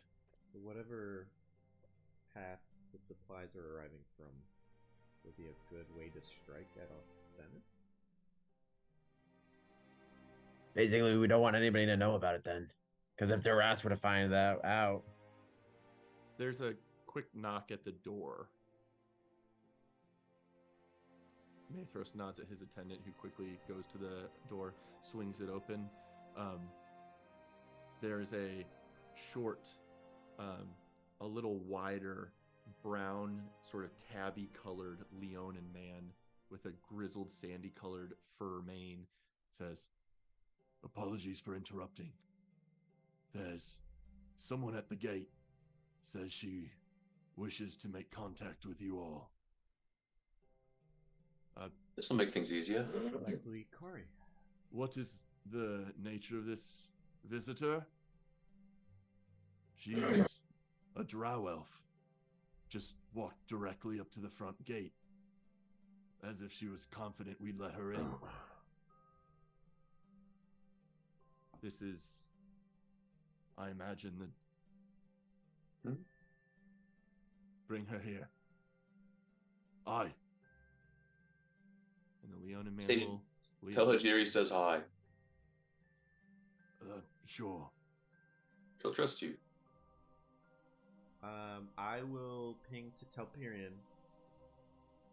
Can you ping Roulette and have her get a question ready to make sure this is Kari? Since Roulette and Rome were the last ones to interact. I do that. Ask directly. Okay. Perhaps we pause for just a moment. Here, take some water, and Mathros will begin making available to all of you simple water skins to refresh for a moment or two. And after 10 minutes or so, arriving at this Leonin man's side is the familiar face of Kari. A bit tousled hair, not as prim as even what she had in Elandris, and putting together, you guys made it here very quickly on wind sails. She probably had to, it was probably a rough journey getting here this quickly over 2 days or so. Pass her a water skin.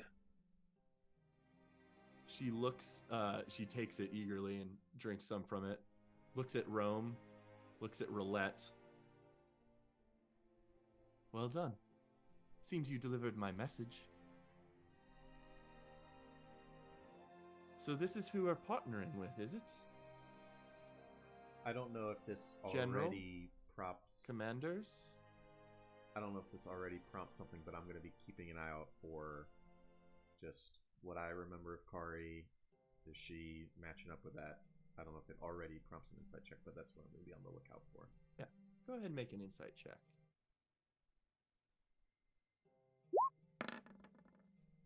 Very high. It almost arouses suspicion. Her, like, frankly, sly smugness. Like, she's, like, very confident, just brazenly walking in here, demanding, not, sort of demanding an audience, expecting to be let in, and it does give you pause.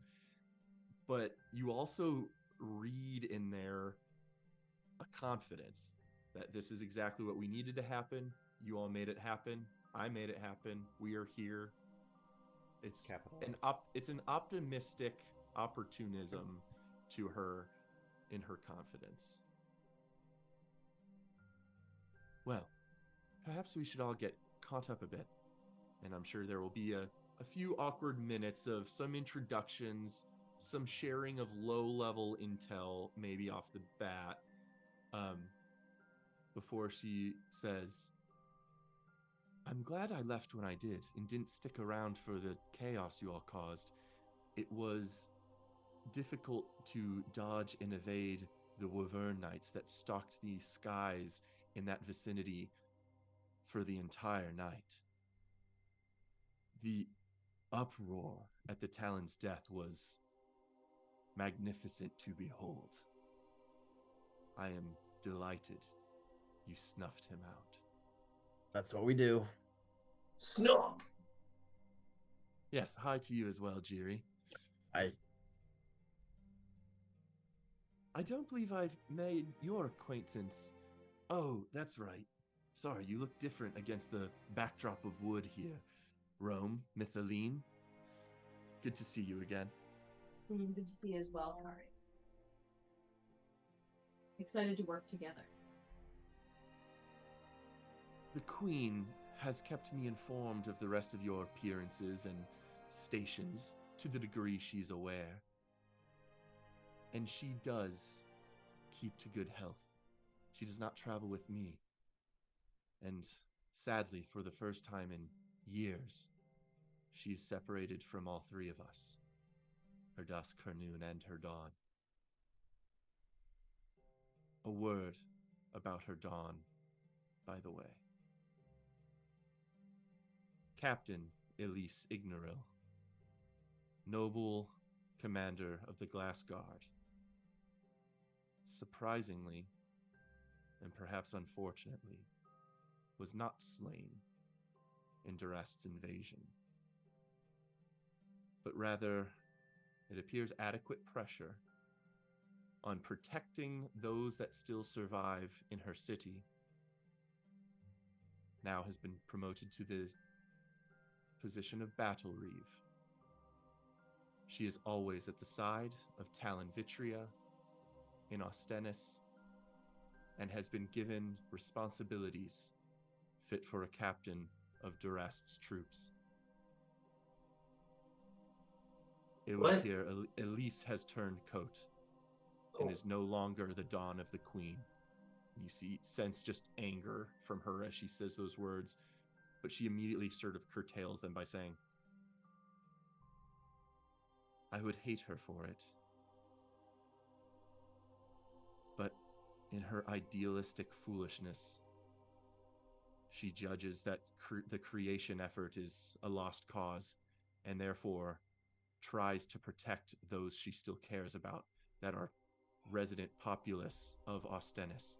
Yes, under the thumb of Durast, but working on their side, she has sway to make their lives less miserable.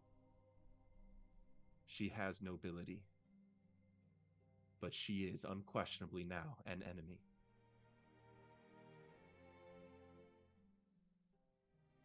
Hey, Mike, can we call a pause?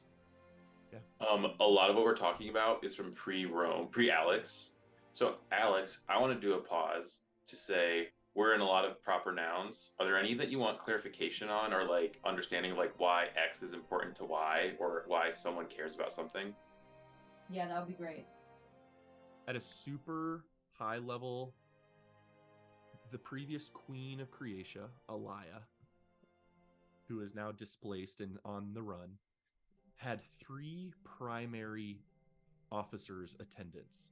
She had her dusk, her noon, and her dawn. Those were their positions. The dawn is a position granted to someone that fights in the light, like is a bastion of what should be a commander. She commanded Captain Elise Ignoril is a fire genasi woman who the rest of the gang has met in Ostennis, loyal to the queen, but it seems even more loyal to making sure her people live non-miserable lives, was the Dawn, commander of the Glass Guard, the soldiers of the Creation Army in Ostennis. There's also the Noon, which is Magnus, who is revealed to be in the guise of Nazim Dren. The Claw of the Court of Elandris is really a disguised Noon of the Queen, Magnus, who is a commander of court and coin, dignitary, diplomat, sort of the, if you were to put a color on it, he's the little finger of the Ostennis sort of power. He was the queen's right-hand person who was able to put pressure on the right people to manipulate the political ongoings. And then there's the Dusk, who has arrived here, Kari, who operates in the shadows and led the Thieves Guild below Ostennis. And although obviously a shady position, a weird bit of power for someone so connected to the queen, the Ebon-clad were generally facilitating the good of the common person in Ostennis, even if they get rich along the way. But in this way, Queen Elia had a very good, firm control over and grasp of basically every avenue in her city. She was very connected to all walks of life in her city. So the fact that the Noon is still on our side, the Dusk is still on our side, but the Dawn, the captain and commander of Ostennis' Creatia's forces, is not on our side anymore, probably means there are no loyalists left in Creatia other than those that stand firm probably within Atheros. I bet if we kicked a lot of butt, she would turn coat again and join our team again. Ilvitria. Wait, and this was the one who's like, who fights in the light, correct? Yeah. Okay. She's just a very upstanding citizen, does things by the book the right way, but when their nation was taken over, in order to spare her people even more harsh treatment and punishment, she turned coat so that she had sway over soldiers in their districts, policies for mistreatment of people after curfews, things like that, because she was given some amount of power and responsibility by joining the enemy. She was able to help her people in what she considers was a lost cause. If she were to die on her sword as a martyr, perhaps her people would suffer for it. That is the intel Kari is relaying. Excellent. Thank you so much. That was very helpful. Now, I was sent toward For's Hollow by the Queen herself, after knowing that you all were marching here and interested in setting up camp, so that I could act as an ambassador in her stead. I, out of curiosity, made a side trip to Elandris with the suspicion that Magnus, who has not made contact since the day of the fall of Ostennis, we were worried he could have run back to his history in the Red Plumes of Durast. We were worried he might seek asylum in Bellidonia and offer war secrets.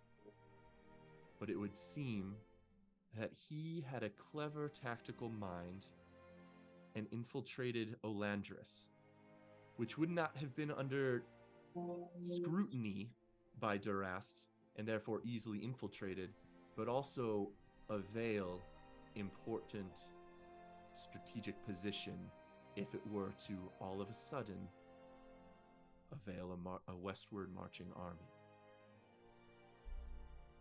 I was not able to make contact with him, but it seems you all were.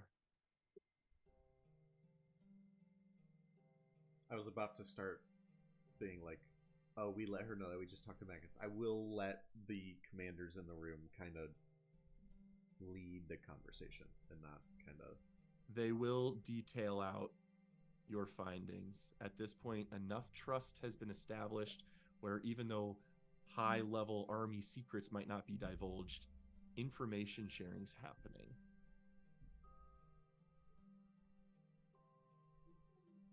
Very well. So it seems that Magnus is willing to lend a hand. What do you all think is the best move moving forward? Do we rescue the queen? And Mathros will say, based on the information we've gathered, these are what I believe to be the best two strategies. I've confirmed them with Dinah and Rillis. They have allotted their troops for the missions as well. Please, everyone gather around, take a look. If the supply line from Elandris is disrupted, delayed, and we can functionally move past them, we could certainly aid Atheros. Perhaps it could be beneficial to take, in truth, Elandris. These might be intuitive thoughts, but I believe they're uncreative, likely to be surmised by Durast, and offer us limited strategic value. We have discussed, and with our mobility, the Selethar Rangers of the Elves, the Beast and Bird Folk, we can outpace any humanoid army over a matter of days. Let us assume that the strongest supply line to Atheros is from Ostennis, along the Eventide Road before it branches downward as such. Then, as supplies are delivered and made available to Mersenia's use, they certainly have a staging ground for a strong supply from the west. Elandris was critical to this mission as well. But we now believe it is not worth it to touch Elandris. And maybe not even worth it to, in truth, aid the siege of Atheros. If Alaya and her connections, and if Kari, her dusk, can compel us that this is a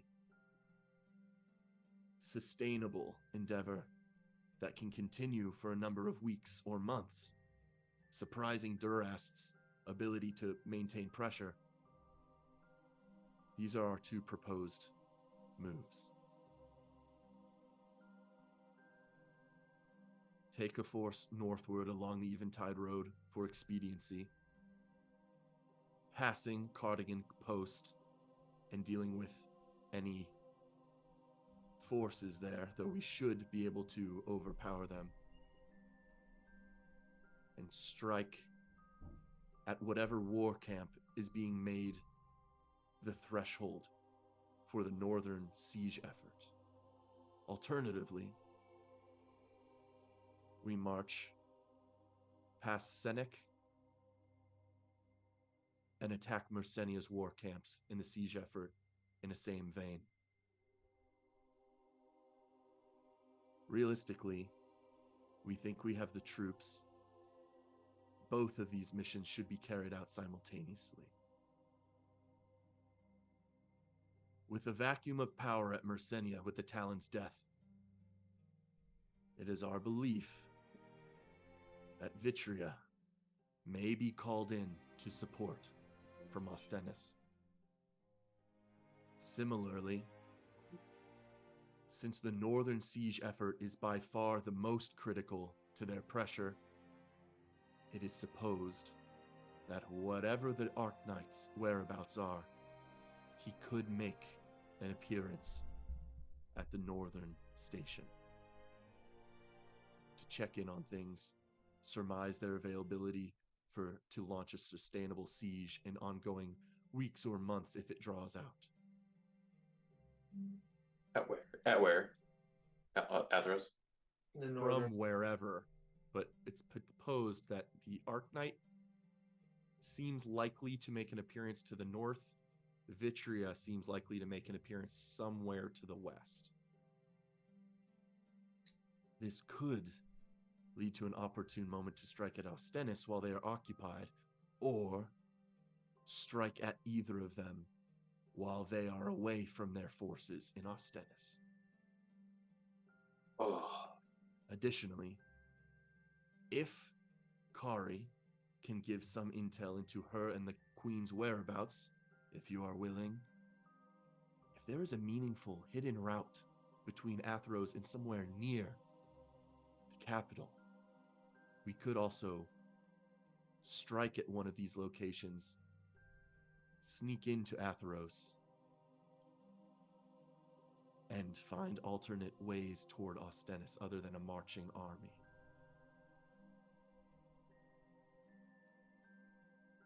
Many or all of these proposals may be pursued to various degrees, whether with feints, true flanks, and simultaneous strikes, or allotting our resources all in one place for more short victories, but with less effect, perhaps. We've identified the 5 of you to accompany one of us generals on one of these missions. The other 2 generals will see to the other. What are your thoughts on the matter? Do you prefer to strike at a specific location, or do you have other proposals?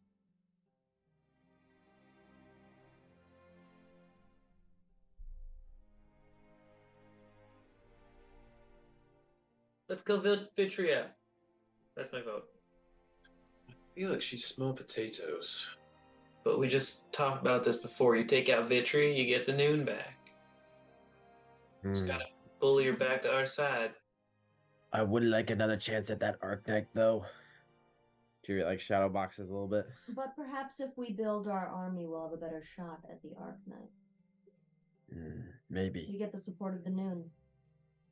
And you can't have 2 grand finales back to back, Jerry. You just kill one of the Talons. We gotta dip a little, take out the one-armed one, and then we go back for the Arc-Knight.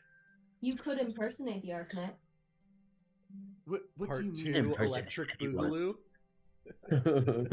When you say the one-armed one, you are referring to the green dragonborn known as Vitria, yes? Yes. Right. A small note. Is it Oh, bad? She has 3 Her arms. arm. I am now putting together that your efforts, or that of the Ithilwinge, must have been the reason she returned in the state. There was quite a chaotic homecoming when she returned with one arm. But in merely a week later, she has something far worse. Lizards. A dark shadow is tethered to her missing arm, like an exaggeratedly large claw that drags behind her wherever she walks. It has granted her even more fear from her soldiers and obedience than she already wielded. It seems to have dark capabilities of power that I know not the capabilities of. But I did see it once, and it was terrible to behold. Yeah, we've been messed up by shadow powers before. So just know, she may be different than you're expecting her to be. I just think neither Talon is worth Ostennis. If they're both out and distracted, and we had a way into Ostennis, those supply lines that we drew both come from Ostennis. If we could cut that off at the source, were they not expecting us at all? They wouldn't expect. From there, if we could supply our armies through there, the Talons would both be cut off, isolated. They couldn't turn to Atheros. Son, I like where your mind is at, but do not take Ostennis to be the same force of Durastians that Olandris proved to be. Even if we are successful marching our armies toward the supply lines, we will not be able to march our armies around the entire nation toward Ostennis unseen. Your band as a strike force has been effective, but I feel that would not be able to alone take down Ostennis. I want to enforce the idea that although, yes, taking Ostennis is a more effective win than disrupting the supply lines, it is a more vastly difficult maneuver to achieve. Holding Jiri back right now. But we can save Jean. Jean. We're really good at causing chaos. I feel like that's what we're best at.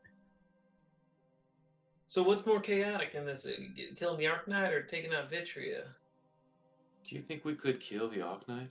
I think we can kill whoever we want. But wouldn't it be better if we had backup? Before the Yes. arc. I believe, Dinah speaking, I believe you have all won our admiration for your combat prowess. And let's say you are able to take out Talons. If you falter in your conviction to do that and need to adapt, defending Atheros's sides from their supply lines and taking down a war camp or two, even if the Talons themselves cannot be dispatched, will be sufficient benefit to our army. If you can take out a Talon alongside, that is all the better. But disrupting war camps that are funneling supplies toward the siege will aid us and would be sufficient victory. I'm back to Roulette's suggestion then. If Vitria is the easiest Talon to take out, I think taking out one Talon is worth failing. It's better than failing taking out the Arknight. Is she the easiest though? She got Shadowclaw now. That sounds scary. I think nothing scares me more than the Arknight. I don't like shadows anymore. We've got like Magic Light Boy over there. Helperion, as you say that, maybe even surprising yourself with the admission, who otherwise has been not fearful of many people, even in the face of sometimes sure defeat. You just have a quick glimpse of how proficient Koda was in his swordsmanship and the fact that you were able to beat him. And then you have a flashback to the Arknight, who seemingly had impenetrable armor, and just immediately reinforces your idea that these Talons do not necessarily occupy the same power level, and that does seem to be a greater threat than Koda was. Where Vitria stacks on that scale with new abilities, you're not sure. But I think that's something that would just flash to Telperion in the admission of, wow, there's actually a swordsman I fear. I did think when Koda was killed, there was one horribly impressive swordsman out of their army. I just do truly, we couldn't scratch him, and I don't think we've acquired the power to challenge him yet. And I wouldn't want to waste whatever opportunity we're able to create here. Which one did Magnus want us to do? He wants Austenus. He wants Bellidonia to step in because Austenus is taken. So if we were trying to appease his logic, we'd go with whatever route frees Austenus the quickest. Yeah, but I don't know if we can trust him. Why? He used to work for the Red Plumes. They're evil. Well, I feel like that's lies. Jerry, what did you just say? Red Plumes, evil. That's who Jax used to be part of. Oh, okay. What's Kari making of that? Yes, I suppose if that was part of the intel you gathered from him, he must really be placing trust in you if he divulged that bit. Yes, Magnus, like the Queen and myself, comes from a hazardous youth where we've often been forced to slink to the shadows and make our way from underneath. Magnus grew up in Daenor and was heavily entrenched in the leadership of the Red Plumes before even he came to us, and Elia won his trust and admiration. I'll never forget the day Magnus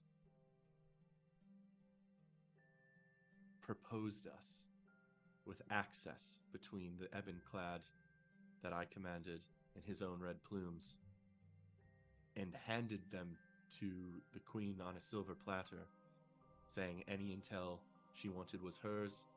He claimed his undying loyalty to her. She left a big impression on Magnus. I think he considered her to be one of the finest minds of our time. What type of is Magnus also a fire genasi? I don't remember what. No, he's tiefling. He's a tiefling. Okay. Different coloration. Queen Alaya has a beautiful lavender coloration to her skin tone. Very regal horns that go back and then up, which was juxtaposed by her crown that has singular horn on the front to create a sort of tri-horn effect. Magnus had much slimmer, thinner horns that wrapped around the side of his head and were mostly covered by his like wavy dark brown locks. He had sort of an Egyptian tan olive coloration to his skin tone and a deep brown goatee that hung on his face, but tiefling. Are there pictures? There are not specific pictures. I have tokens for them, but they don't do them justice. Got it. Need we decide this moment? Sorry, what'd you say? Need we decide this moment, or could we think for a little bit? We have 3 minutes, by the way. We should decide quickly, your father says. 4 units will need to be notified. Training will need to begin. War preparations put in place so that the units can be mobilized. And I imagine some of you will want time to train with your respective units you'll command over the next month of what I anticipate to be our preparation time. So if not today, tomorrow. We need to decide direction, and if you are not comfortable giving it, we are interested in assigning you a position. What do you think, what wins?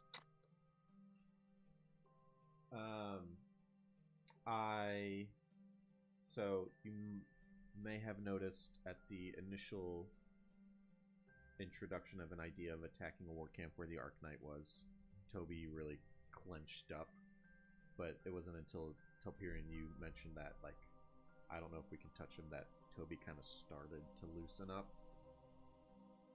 But Toby was really tense for a bit there, like, kind of eager to go after this guy.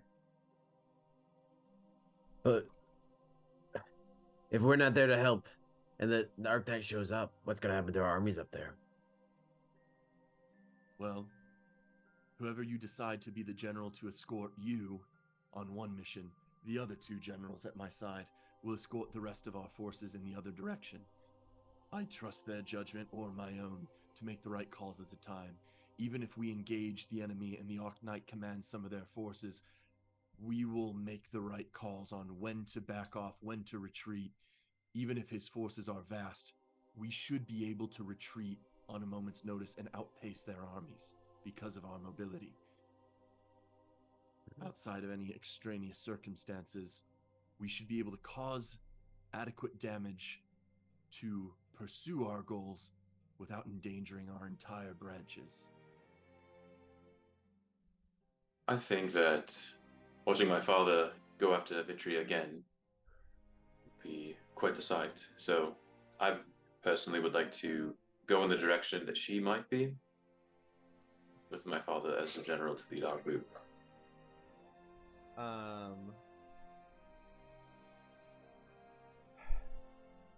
As a final matter of business, maybe not final, but an addendum, we are in possession of the Talon Koda's body, and I can ask him questions. Oh, we gotta do this before we decide. Between 10 days, a 10-day period. If I ask him questions today, it will have to wait 10 more days to ask him questions again. But I have 2 personal questions to ask. Let's hop Zoom as Oh. we consider those. Oh, I thought.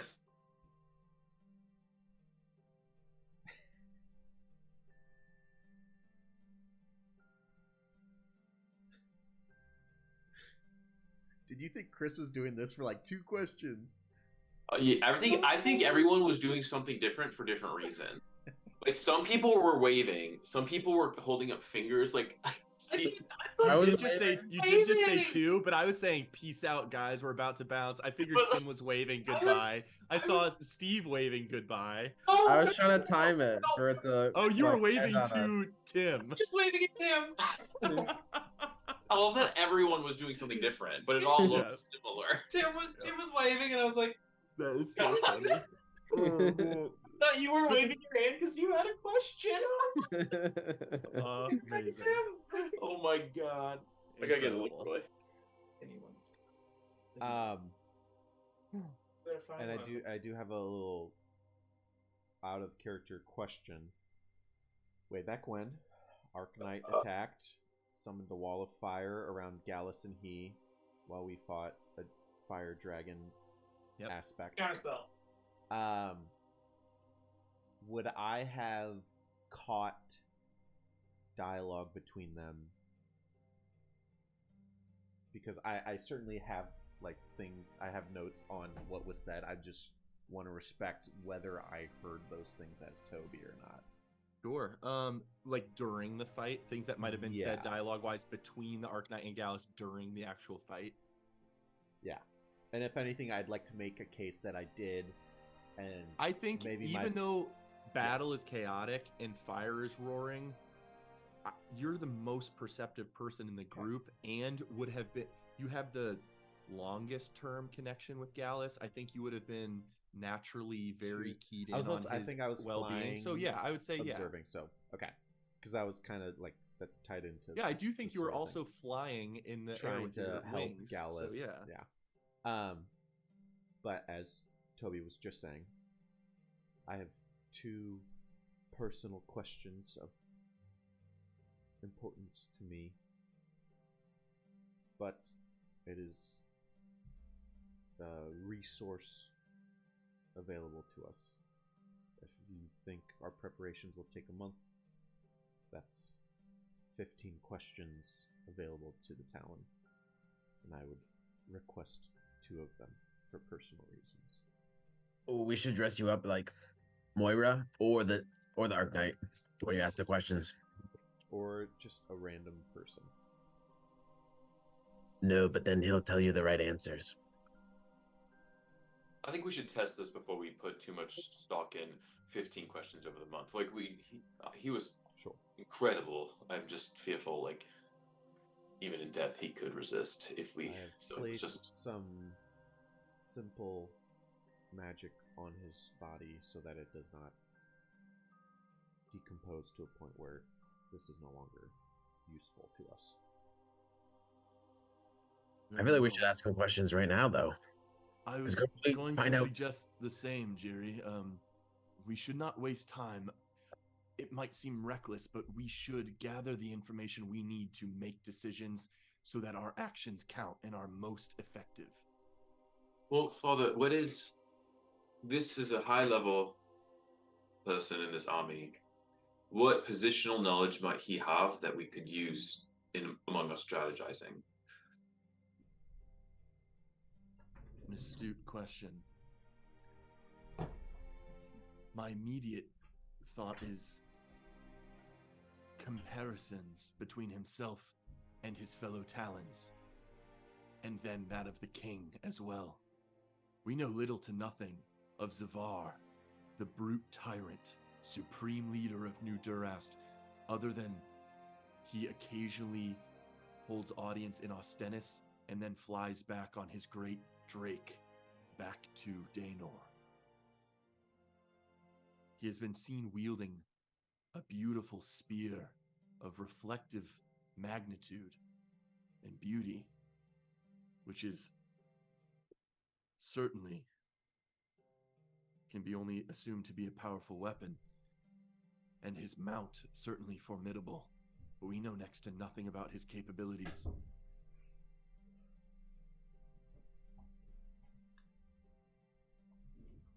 That's a fabulous question.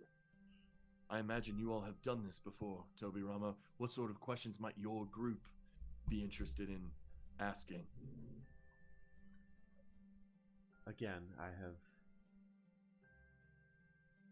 especially because of where we are, I have two very personal questions. I don't know how much tactical merit they will grant. Toby Rama, you offer intel we otherwise would not have had. That is a boon on top of our existing information. You can have your personal questions. Outside of that, he will be able to answer questions about any knowledge he had in his life. We often have figured out that disguising me as someone else is useful, as his spirit will recognize me as his enemy and maybe, unwilling to divulge answers. And Jiri has facilitated this before. Just a simple change of appearance will, based on the questions we ask, he will answer them truthfully. Dinah will chirp in and with a clawed finger scratching her chin, will just say, "But if I remember correctly, you say your disguise was not dispelled in the day. You might not have ever been seen as Toby Rama, the humanoid man." Boy. Glad whenever NPCs pay attention more than the PCs. It's been such a hectic few days. That is I should not be in the area then. Dinah, that I should be able to just facilitate this on my own. You don't think he would divulge more information to like somebody he knew than somebody random? I worry that someone he knows, he wouldn't need to divulge as much information to get the same point across. If I take on the appearance of Moira and I say, "What about the things I've been working on?" the corpse might simply say, "Oh, you know what you're working on." And I worry about that. So I'd rather be a random third party asking questions, hoping to squeeze the most details. I would like to ask a question about Moira. We can also, in 10 days, or right now, well, it would have to be 10 days from now, disguise me as Moira, and we can give that a shot. I'm not opposed to it. No, I agree, Toby. Let's try you first. Can we ask him a question about Divinor and where or what perhaps they're doing with the Divinor? Yeah, that can fit along the Moira question line. Yeah. Maybe there's some way to combine them together. What is Moira doing with the Divinor? Yeah. Something like that. And then I have this question: how much more Why powerful? Is she obsessed with me? What? What? What'd you say? I said, why is she obsessed with me? Oh, fair question. How much more powerful are the other Talons in comparison with him? If we just killed the Talon, does he consider the Arcanite to be miles ahead of his capability? Right. I think that's the comparison question Mathros was talking about. I think that's a great Or maybe question. Between you and the Arcanite, where does rank rank them? Vitria. I my initial guess is that they just have such different veins of power. It's hard to compare. But on a scale of 0 to 20, is there an urgent levels question you could from call them. the generals? He was CR values. Kota was in charge of the Mersenia effort on Atheros. This is the question. That's the question they told us to ask. Oh, okay. I was away for a second. Okay. Who's the shape-shifting guy that we don't know? Oh, that's right. The Duke? The Duke. Which we know is under Moira's employ? Only she knows who he is. Okay. Only she's ever seen his true face. I don't know if this Talon would know much of that. kind of we secrecy. could ask him if he knows of their whereabouts or their current objective. I think we already asked that of Well, the Oni. we've got your 2 personal questions. My question's about the Talon. Rome and Jittery's question about the Divinal base. Why don't we just wait for the 5th question and make it a call? Like, he might say something that inspires more curiosity. But also, backup one, we should ask him about like these 2 plans. Like if there's anything that could go wrong, or one that might be easier than the other. He might know something about like their supply lines. Which supply line is weaker? I don't know. Okay. I think What also are some weaknesses of the supply lines? that's true. I think the Talon question might avail us to that too, since this plan of supply lines and where to go is dictated by which one of them is where. Okay.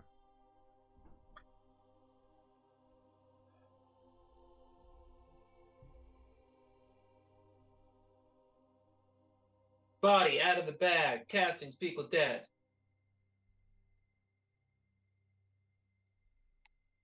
Out of the bag. Is that where you've been keeping him?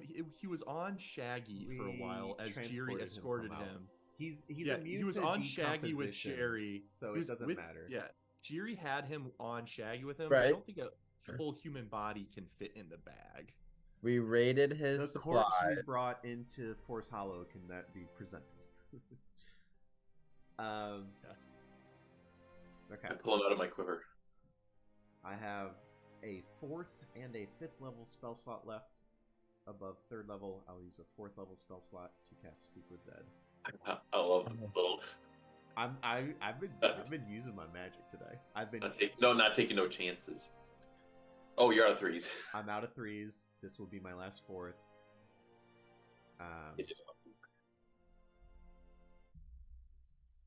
Dead body was wrapped in the carpet as to not have it And be my hand is gonna fall off. I feel like that makes sense because that's also how you transported the Thane's body when you had it. So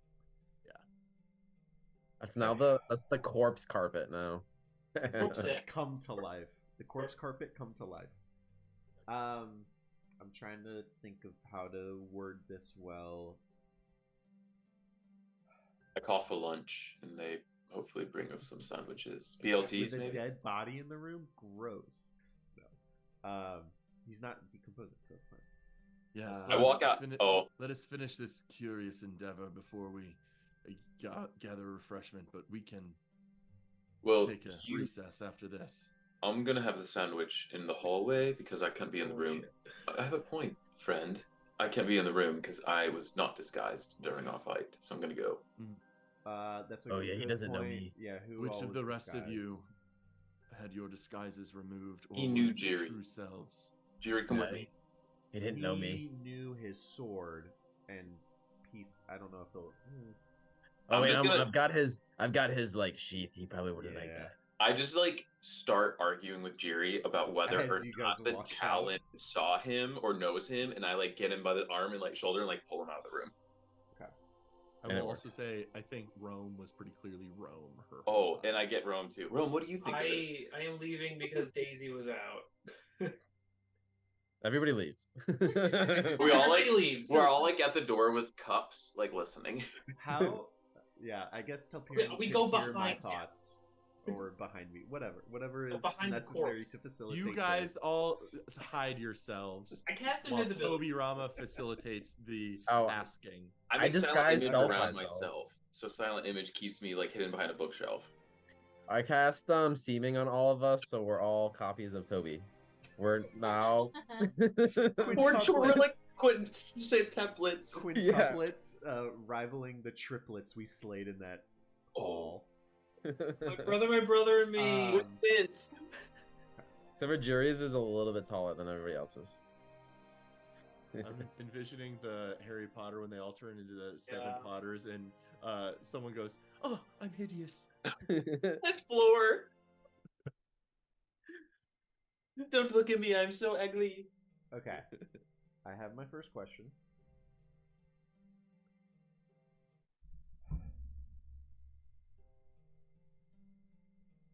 Noah, Talon of Daenor, under King Armand. Will you tell me of your experience and opinion of this man.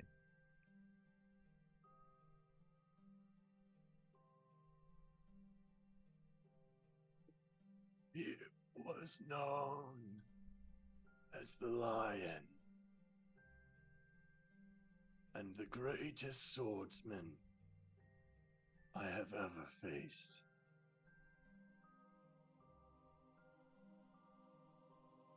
And my friend. Toby like reacts to that. Like there's like a okay, gotta move forward, but wow.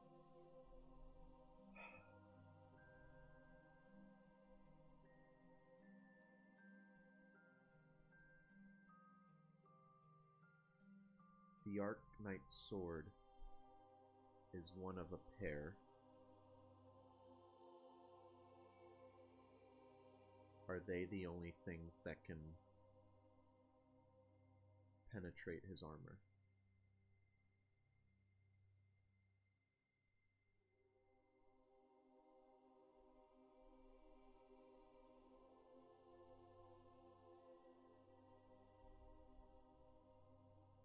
I love the thinking. Celestial ignores the defenses of even the strongest armors.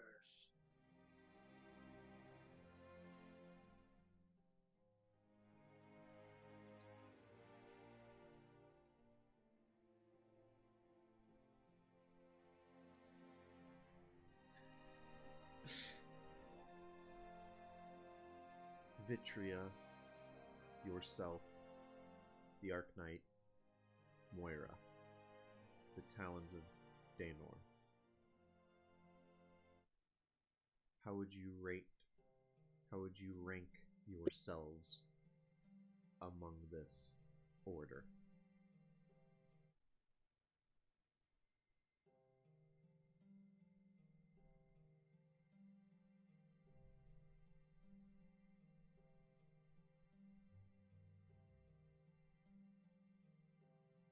Yuri outweighs lack of discipline.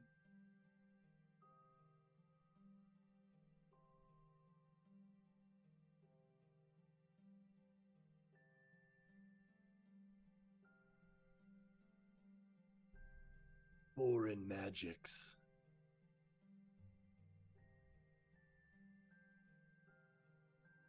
I cannot comprehend.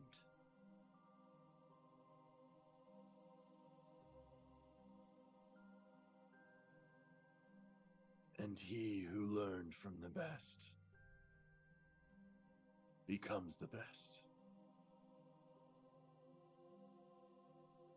Arc Knight at top.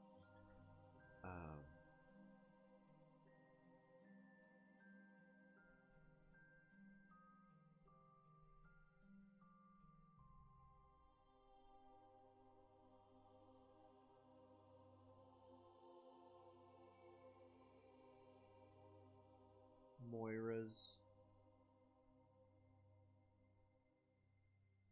experiments with Divinor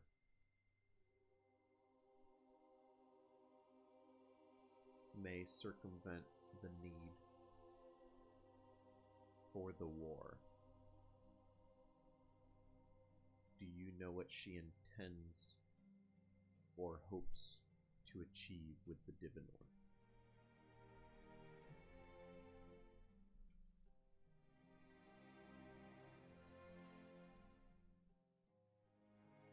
All question.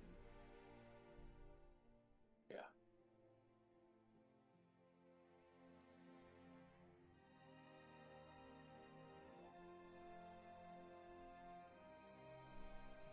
Mundane materials can be only enhanced as far as Dread Iron. Divinor can become Celestial.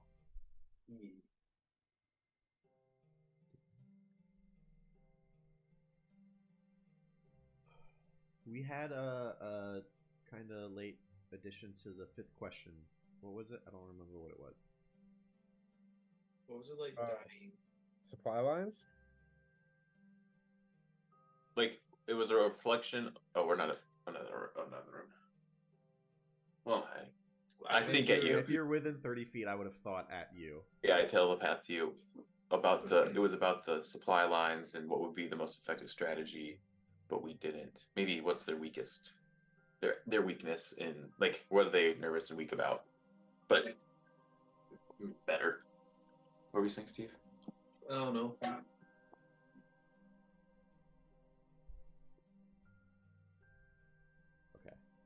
Question.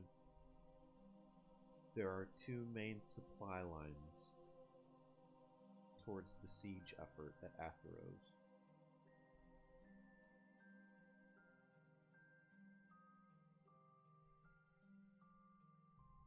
The removal of which one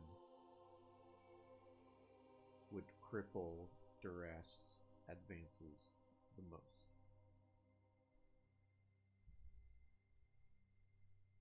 I think I could have asked that better, but Now that's grammar.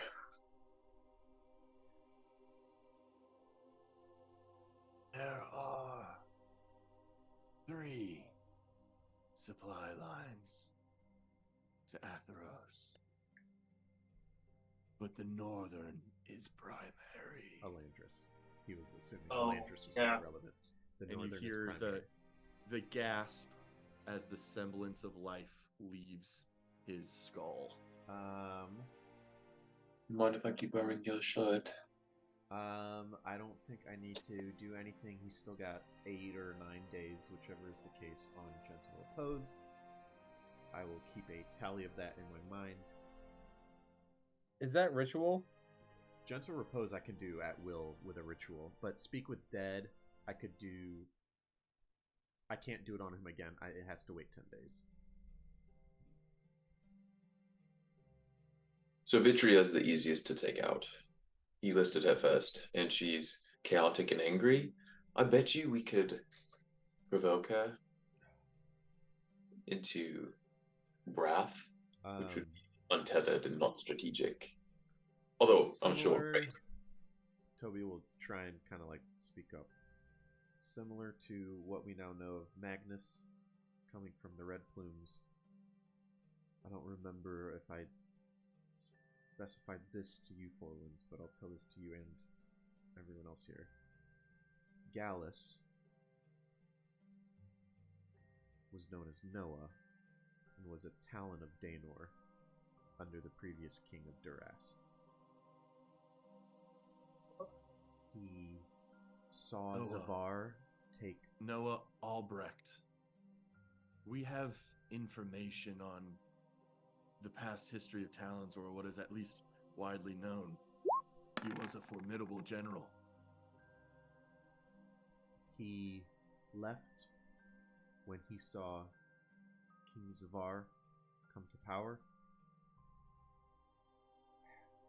The only thing he ever said to me is that his motivations are beyond that of acquisition of land. He doesn't deserve the throne. He seemed to really respect King Armand. And then he was one of the Arc Knight's primary teachers of the blade.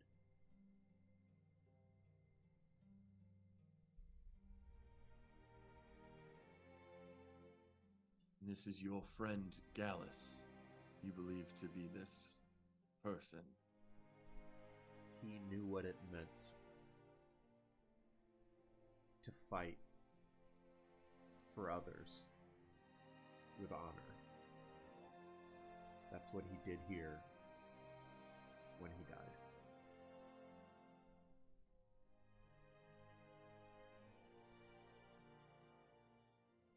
I think it makes perfect sense to me where Durest is now if people like Gallus began to leave at the new new king's ascension.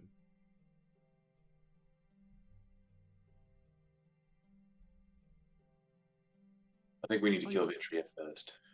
I'm concerned about this mention Brillis is talking of the supposition that they can create more Celestial. I will pull out from my shirt and make sure it's aware that I have Divinor.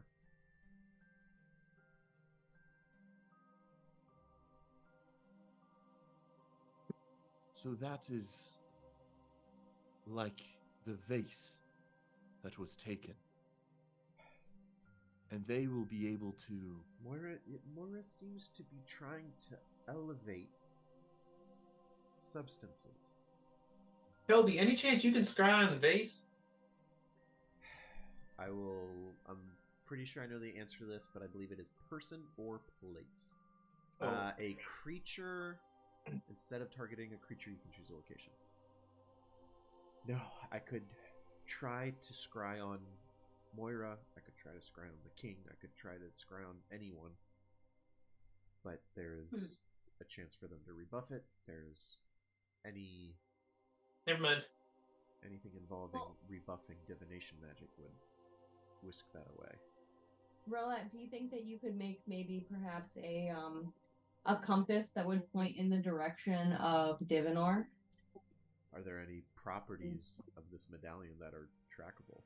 Don't we know that it's in Danol with Moira? She's studying Well, it. But this is Rome got to my next question of if we know that there's some sort of process that transforms Divinor into Celestial, A, it'd be nice if we could have that. B, that's again probably why they're in Creatia trying to find these Divinorian artifacts. So Rome, that's a good idea. I'll jot that down. I'll see if I can come up with something. Why is Celestial so much better than Divinor? And what do they want to do with Celestial besides What conquer do you- creation? I don't know, Divinor seems kind of cool. I know I have notes on this stuff. I think the Celestial just might be stronger. It's a stronger metal. Or maybe that's part of what they're trying to do with that bioorganic metal or something. Well, wait, isn't that We're gonna kill Vitria. we're gonna kill Vitria? If Kota said the Divinor effort would make the war pointless, maybe they are seeking Celestial from Creatia. And instead, if they could make Celestial, they wouldn't need whatever they're searching for here. Maybe searching for the Divinor isn't the main intent because now they're trying this alternative experiment with the hope that it works. But maybe there's Celestial in Creatia. How does conquering all of Creatia help them get it? I don't know. I will. What do you know about Celestial? I will at this point ping Telperion to relay this question to the other four winds. I'd like to divulge what I learned about the medallion and about Divinor to these people here. Is there any reason? Well, you already shared that with a bunch I of think people. that was in private. I wasn't confident about doing that in front of a bunch of other people. I'm fine with that. All the Any intel we can get, especially if it keys us in on Durast's motives. We need these people. Okay. So far as I was able to divine, Divinor is some remnant. It seems like it came from a scale, perhaps something living, but this piece became Divinor. I couldn't tell if it was a natural process, but some black thing changed into Divinor, and some people shaped it, inscribed these words on it, and ushered something inside of it. similar to how Rome lived inside her vase, Divinor seems very good at being a vessel for powerful things, powerful forces. That's what Mythiline called home. I don't know what's inside this. There's something inside this. I don't know what it is. So like another realm. A more, less powerful, similar, very different, but something that didn't seem like it could be contained elsewhere. So That's what Divinor seems to be good for. I don't know if that's what the hope is with Celestial as well. Could it be something evil that you'd want to keep in there, though? But think about who has it. Does Zabal wanting it? If this metal is connected to the divine, I mean, look at what hex metal does. It's like a Seves connection to something, well, like wicked and devilish. What if Celestial has access to some divine magic and they're trying to like channel it into granting Zabal more power? Jiri, What's up, Dad? No. I mean, Adras. I mean, not Dad. I don't know. Person. if Telperian's words are true,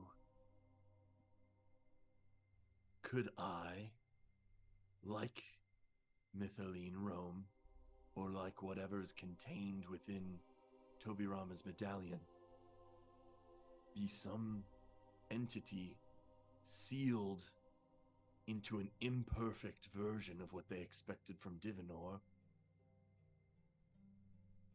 Maybe that is why we are liquid form.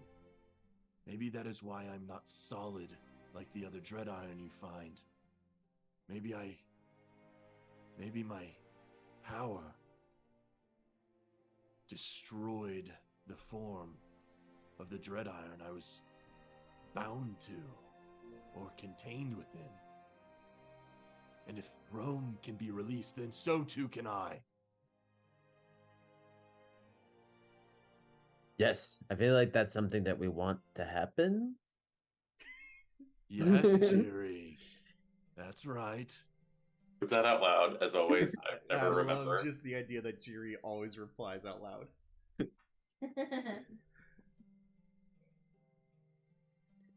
I Yes. felt it important to let you know what I have been able to find out about Divinor, what Celestial differs in or is better at. We just know that there's two swords. And what do they do?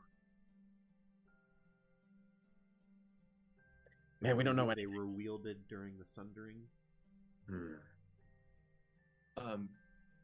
Telperion, you can go right after Dinah jumps in with one comment. Dinah will say, based on the king's suggestion, I believe Aulethir has mentioned that in addition to the twin blades, a spear was forged in those days. Dang. If this is that which the king wields, they have not one but two celestial items. Dang. Referring to the king, they have not one but two. Referring to Durast, if this highly reflective steel this king has been seen wielding Kings of Arna. is on par with the celestial that the Arc Knight wields with his sword, Durast employs two celestial weapons. We need to get one for us. I know I want the moon sword, the opposite of. We don't know where it is, though. Yeah. What if there was a quest for us to find the celestial sword? I could, with some more incense, pick one of the two swords and try and find out more about it. We'd love that. I need 90 more incense. Mike Jacoby wants to point out we got 10 minutes. We've been in the same conversation for a really long time, and I think some downtime, like rolls, would be fun before we wrap up. Ooh, that's a wish. I think we kind of downloaded all of the information. Well, we need to certainly make a have quick decision, valuable though, right? We certainly have valuable intel. It sounds like you as a group are more interested in tackling the challenge of Vitria first. More Will the interested. Will you lead units alongside myself to the west of Atheros? That's my goal. Dinah, Rillis, are you comfortable leading the charge on the northern front? Both of them resolutely suggest yes. And run, get out of there when the Arcanite shows up. Gallus landed several blows on him. Didn't make a dent. I'd say don't engage. Him specifically. Keep that intel close to heart. Use your speed to retreat at a moment's notice. But deal some damage to their war camps and make the effort worth it, will you? Very well. We will begin preparing as soon as this afternoon, allocating troops, notifying individuals who are willing or need to journey. You all will need to decide what units you would wish to command. We can tackle that soon, perhaps tomorrow. In the meantime, thank you all for your intel, your continued service, and just extraordinary value to this warfare effort. Speaking of which, I believe Amenadin has the the Selethar, who has been at Maethros' side, will set down the scroll he was looking at and will put down a small chest and pop it open. We must pay all of our soldiers, and here are your wages for the next month. Use them well. And we'll hand each of you a bag of 500 gold each. It feels good to be back at 1,000 gold. Oh, I'm so rich now. I don't want to know what Topirian's got going on. I want to know how much gear he has. Oh, I think I have the most. I have 27. Oh, interesting. I think Topirian has over 4,000. Holy shit. I will make note. Wait, how much does Telperion have? I will make note that they can use me to send any messages if they need. Yeah, I want you to guess how much I have too. I don't know where you got it all from. I think you have over 4,000. Any other guesses? 3,000. Alex. 3,500. Oh, Alex is right. 3,600. Yes. The only item I bought in like the past year was the Ring of Featherfall. Like, I just am not spending it.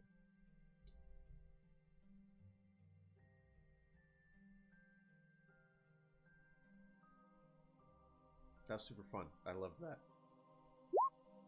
Yeah, thank you, Emendine. Eminidin. Eminidin.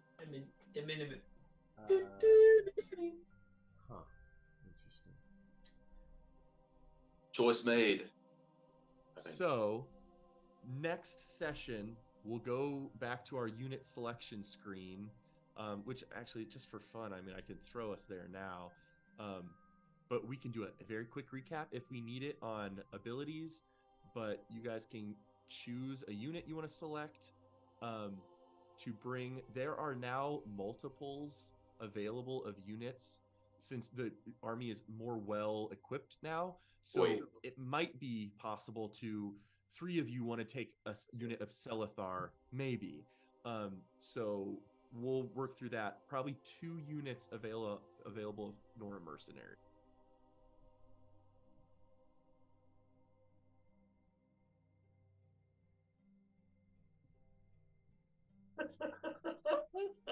I hit it pretty much. Fucked. I just to cut you off. Steve goes, hit it. I was hovering over it. We were talking earlier because, like, earlier I think I warned you and then did it, and we were refreshing. Steve's like, you should have just cut him off.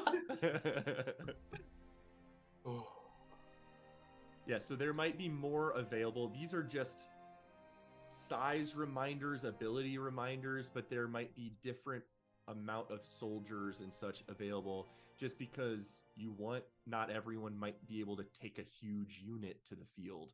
But I'll work through that, and if we want, I can specify literally what units are available. But you guys can pick a unit. You can train with them if you would like to, or you can pursue other downtime activities. I've talked through, I think with basically all of you, I gathered good info on what you're interested in doing downtime wise. I don't think we could do it justice quickly to like go through what is in general everyone want to do. So I don't think we'll do that over the next 3 minutes or so. But we'll tackle downtime next time. A month will go by of war preparations as you guys facilitate your own downtime interests. And then hopefully, if we resolve downtime in an hour or two, maybe the back half is doing the mission you're assigned to, which would mean another warfare conflict. Cool. Cool. That would be fun. Can I ask a question No, you can't. To the group. Absolutely not. to the group? So it's Friday night. We could do 10 minutes and we could see what Roulette crafts in free time. Because I gotta know. I have no interest in hopping off. I'm down to stay up till 2 a.m. You don't have to though. I'm not fast tracking. I want to respect people's time, so I'm happy to jump off, but I also have no necessarily bail requirements. If we want, everyone could take a minute or two and just describe in general what's the vibe you want to be doing over the month. We do not have to get into flavor, roles, success, failures, specifics. We could keep it super high level on next time. This is what my character is going to be starting to do. We could keep it super light just to flavor, get us anticipating what's next. I think that'd be fun. So what are Sounds you guys good. thinking about? Like it.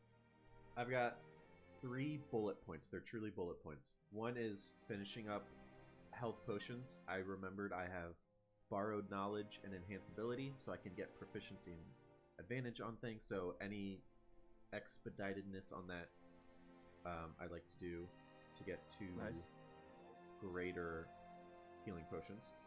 Okay. And then I'd like to train with a unit of TerraCore to accompany us.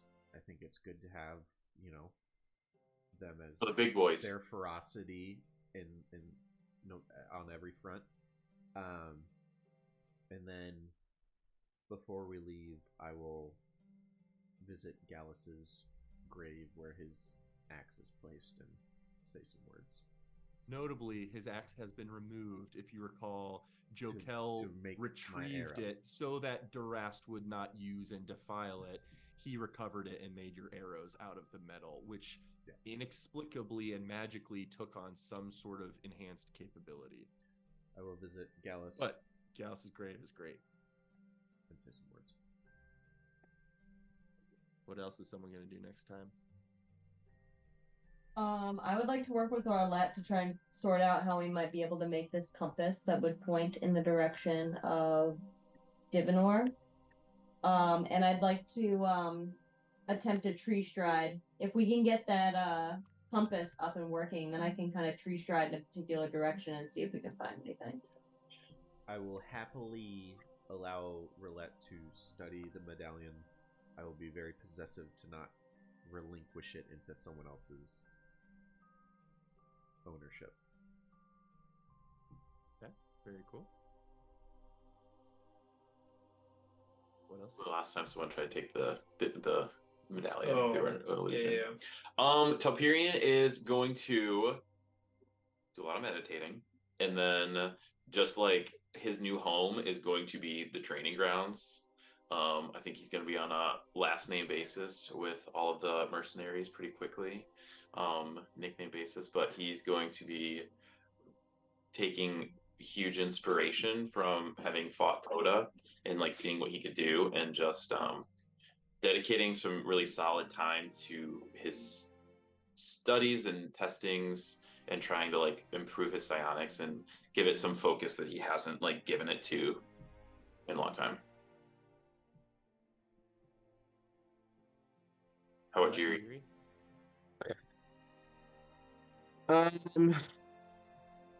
Okay, I want to first party with the Nora mercenaries, so work on some morale, big party, and then obviously do some training with them, for sure.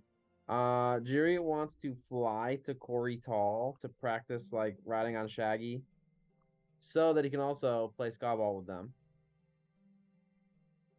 And then I want to also practice feeling the difference between the X3 and the X4 metals. And then last thing, Jiri needs to go shopping for some new threads and some Jalandi drip.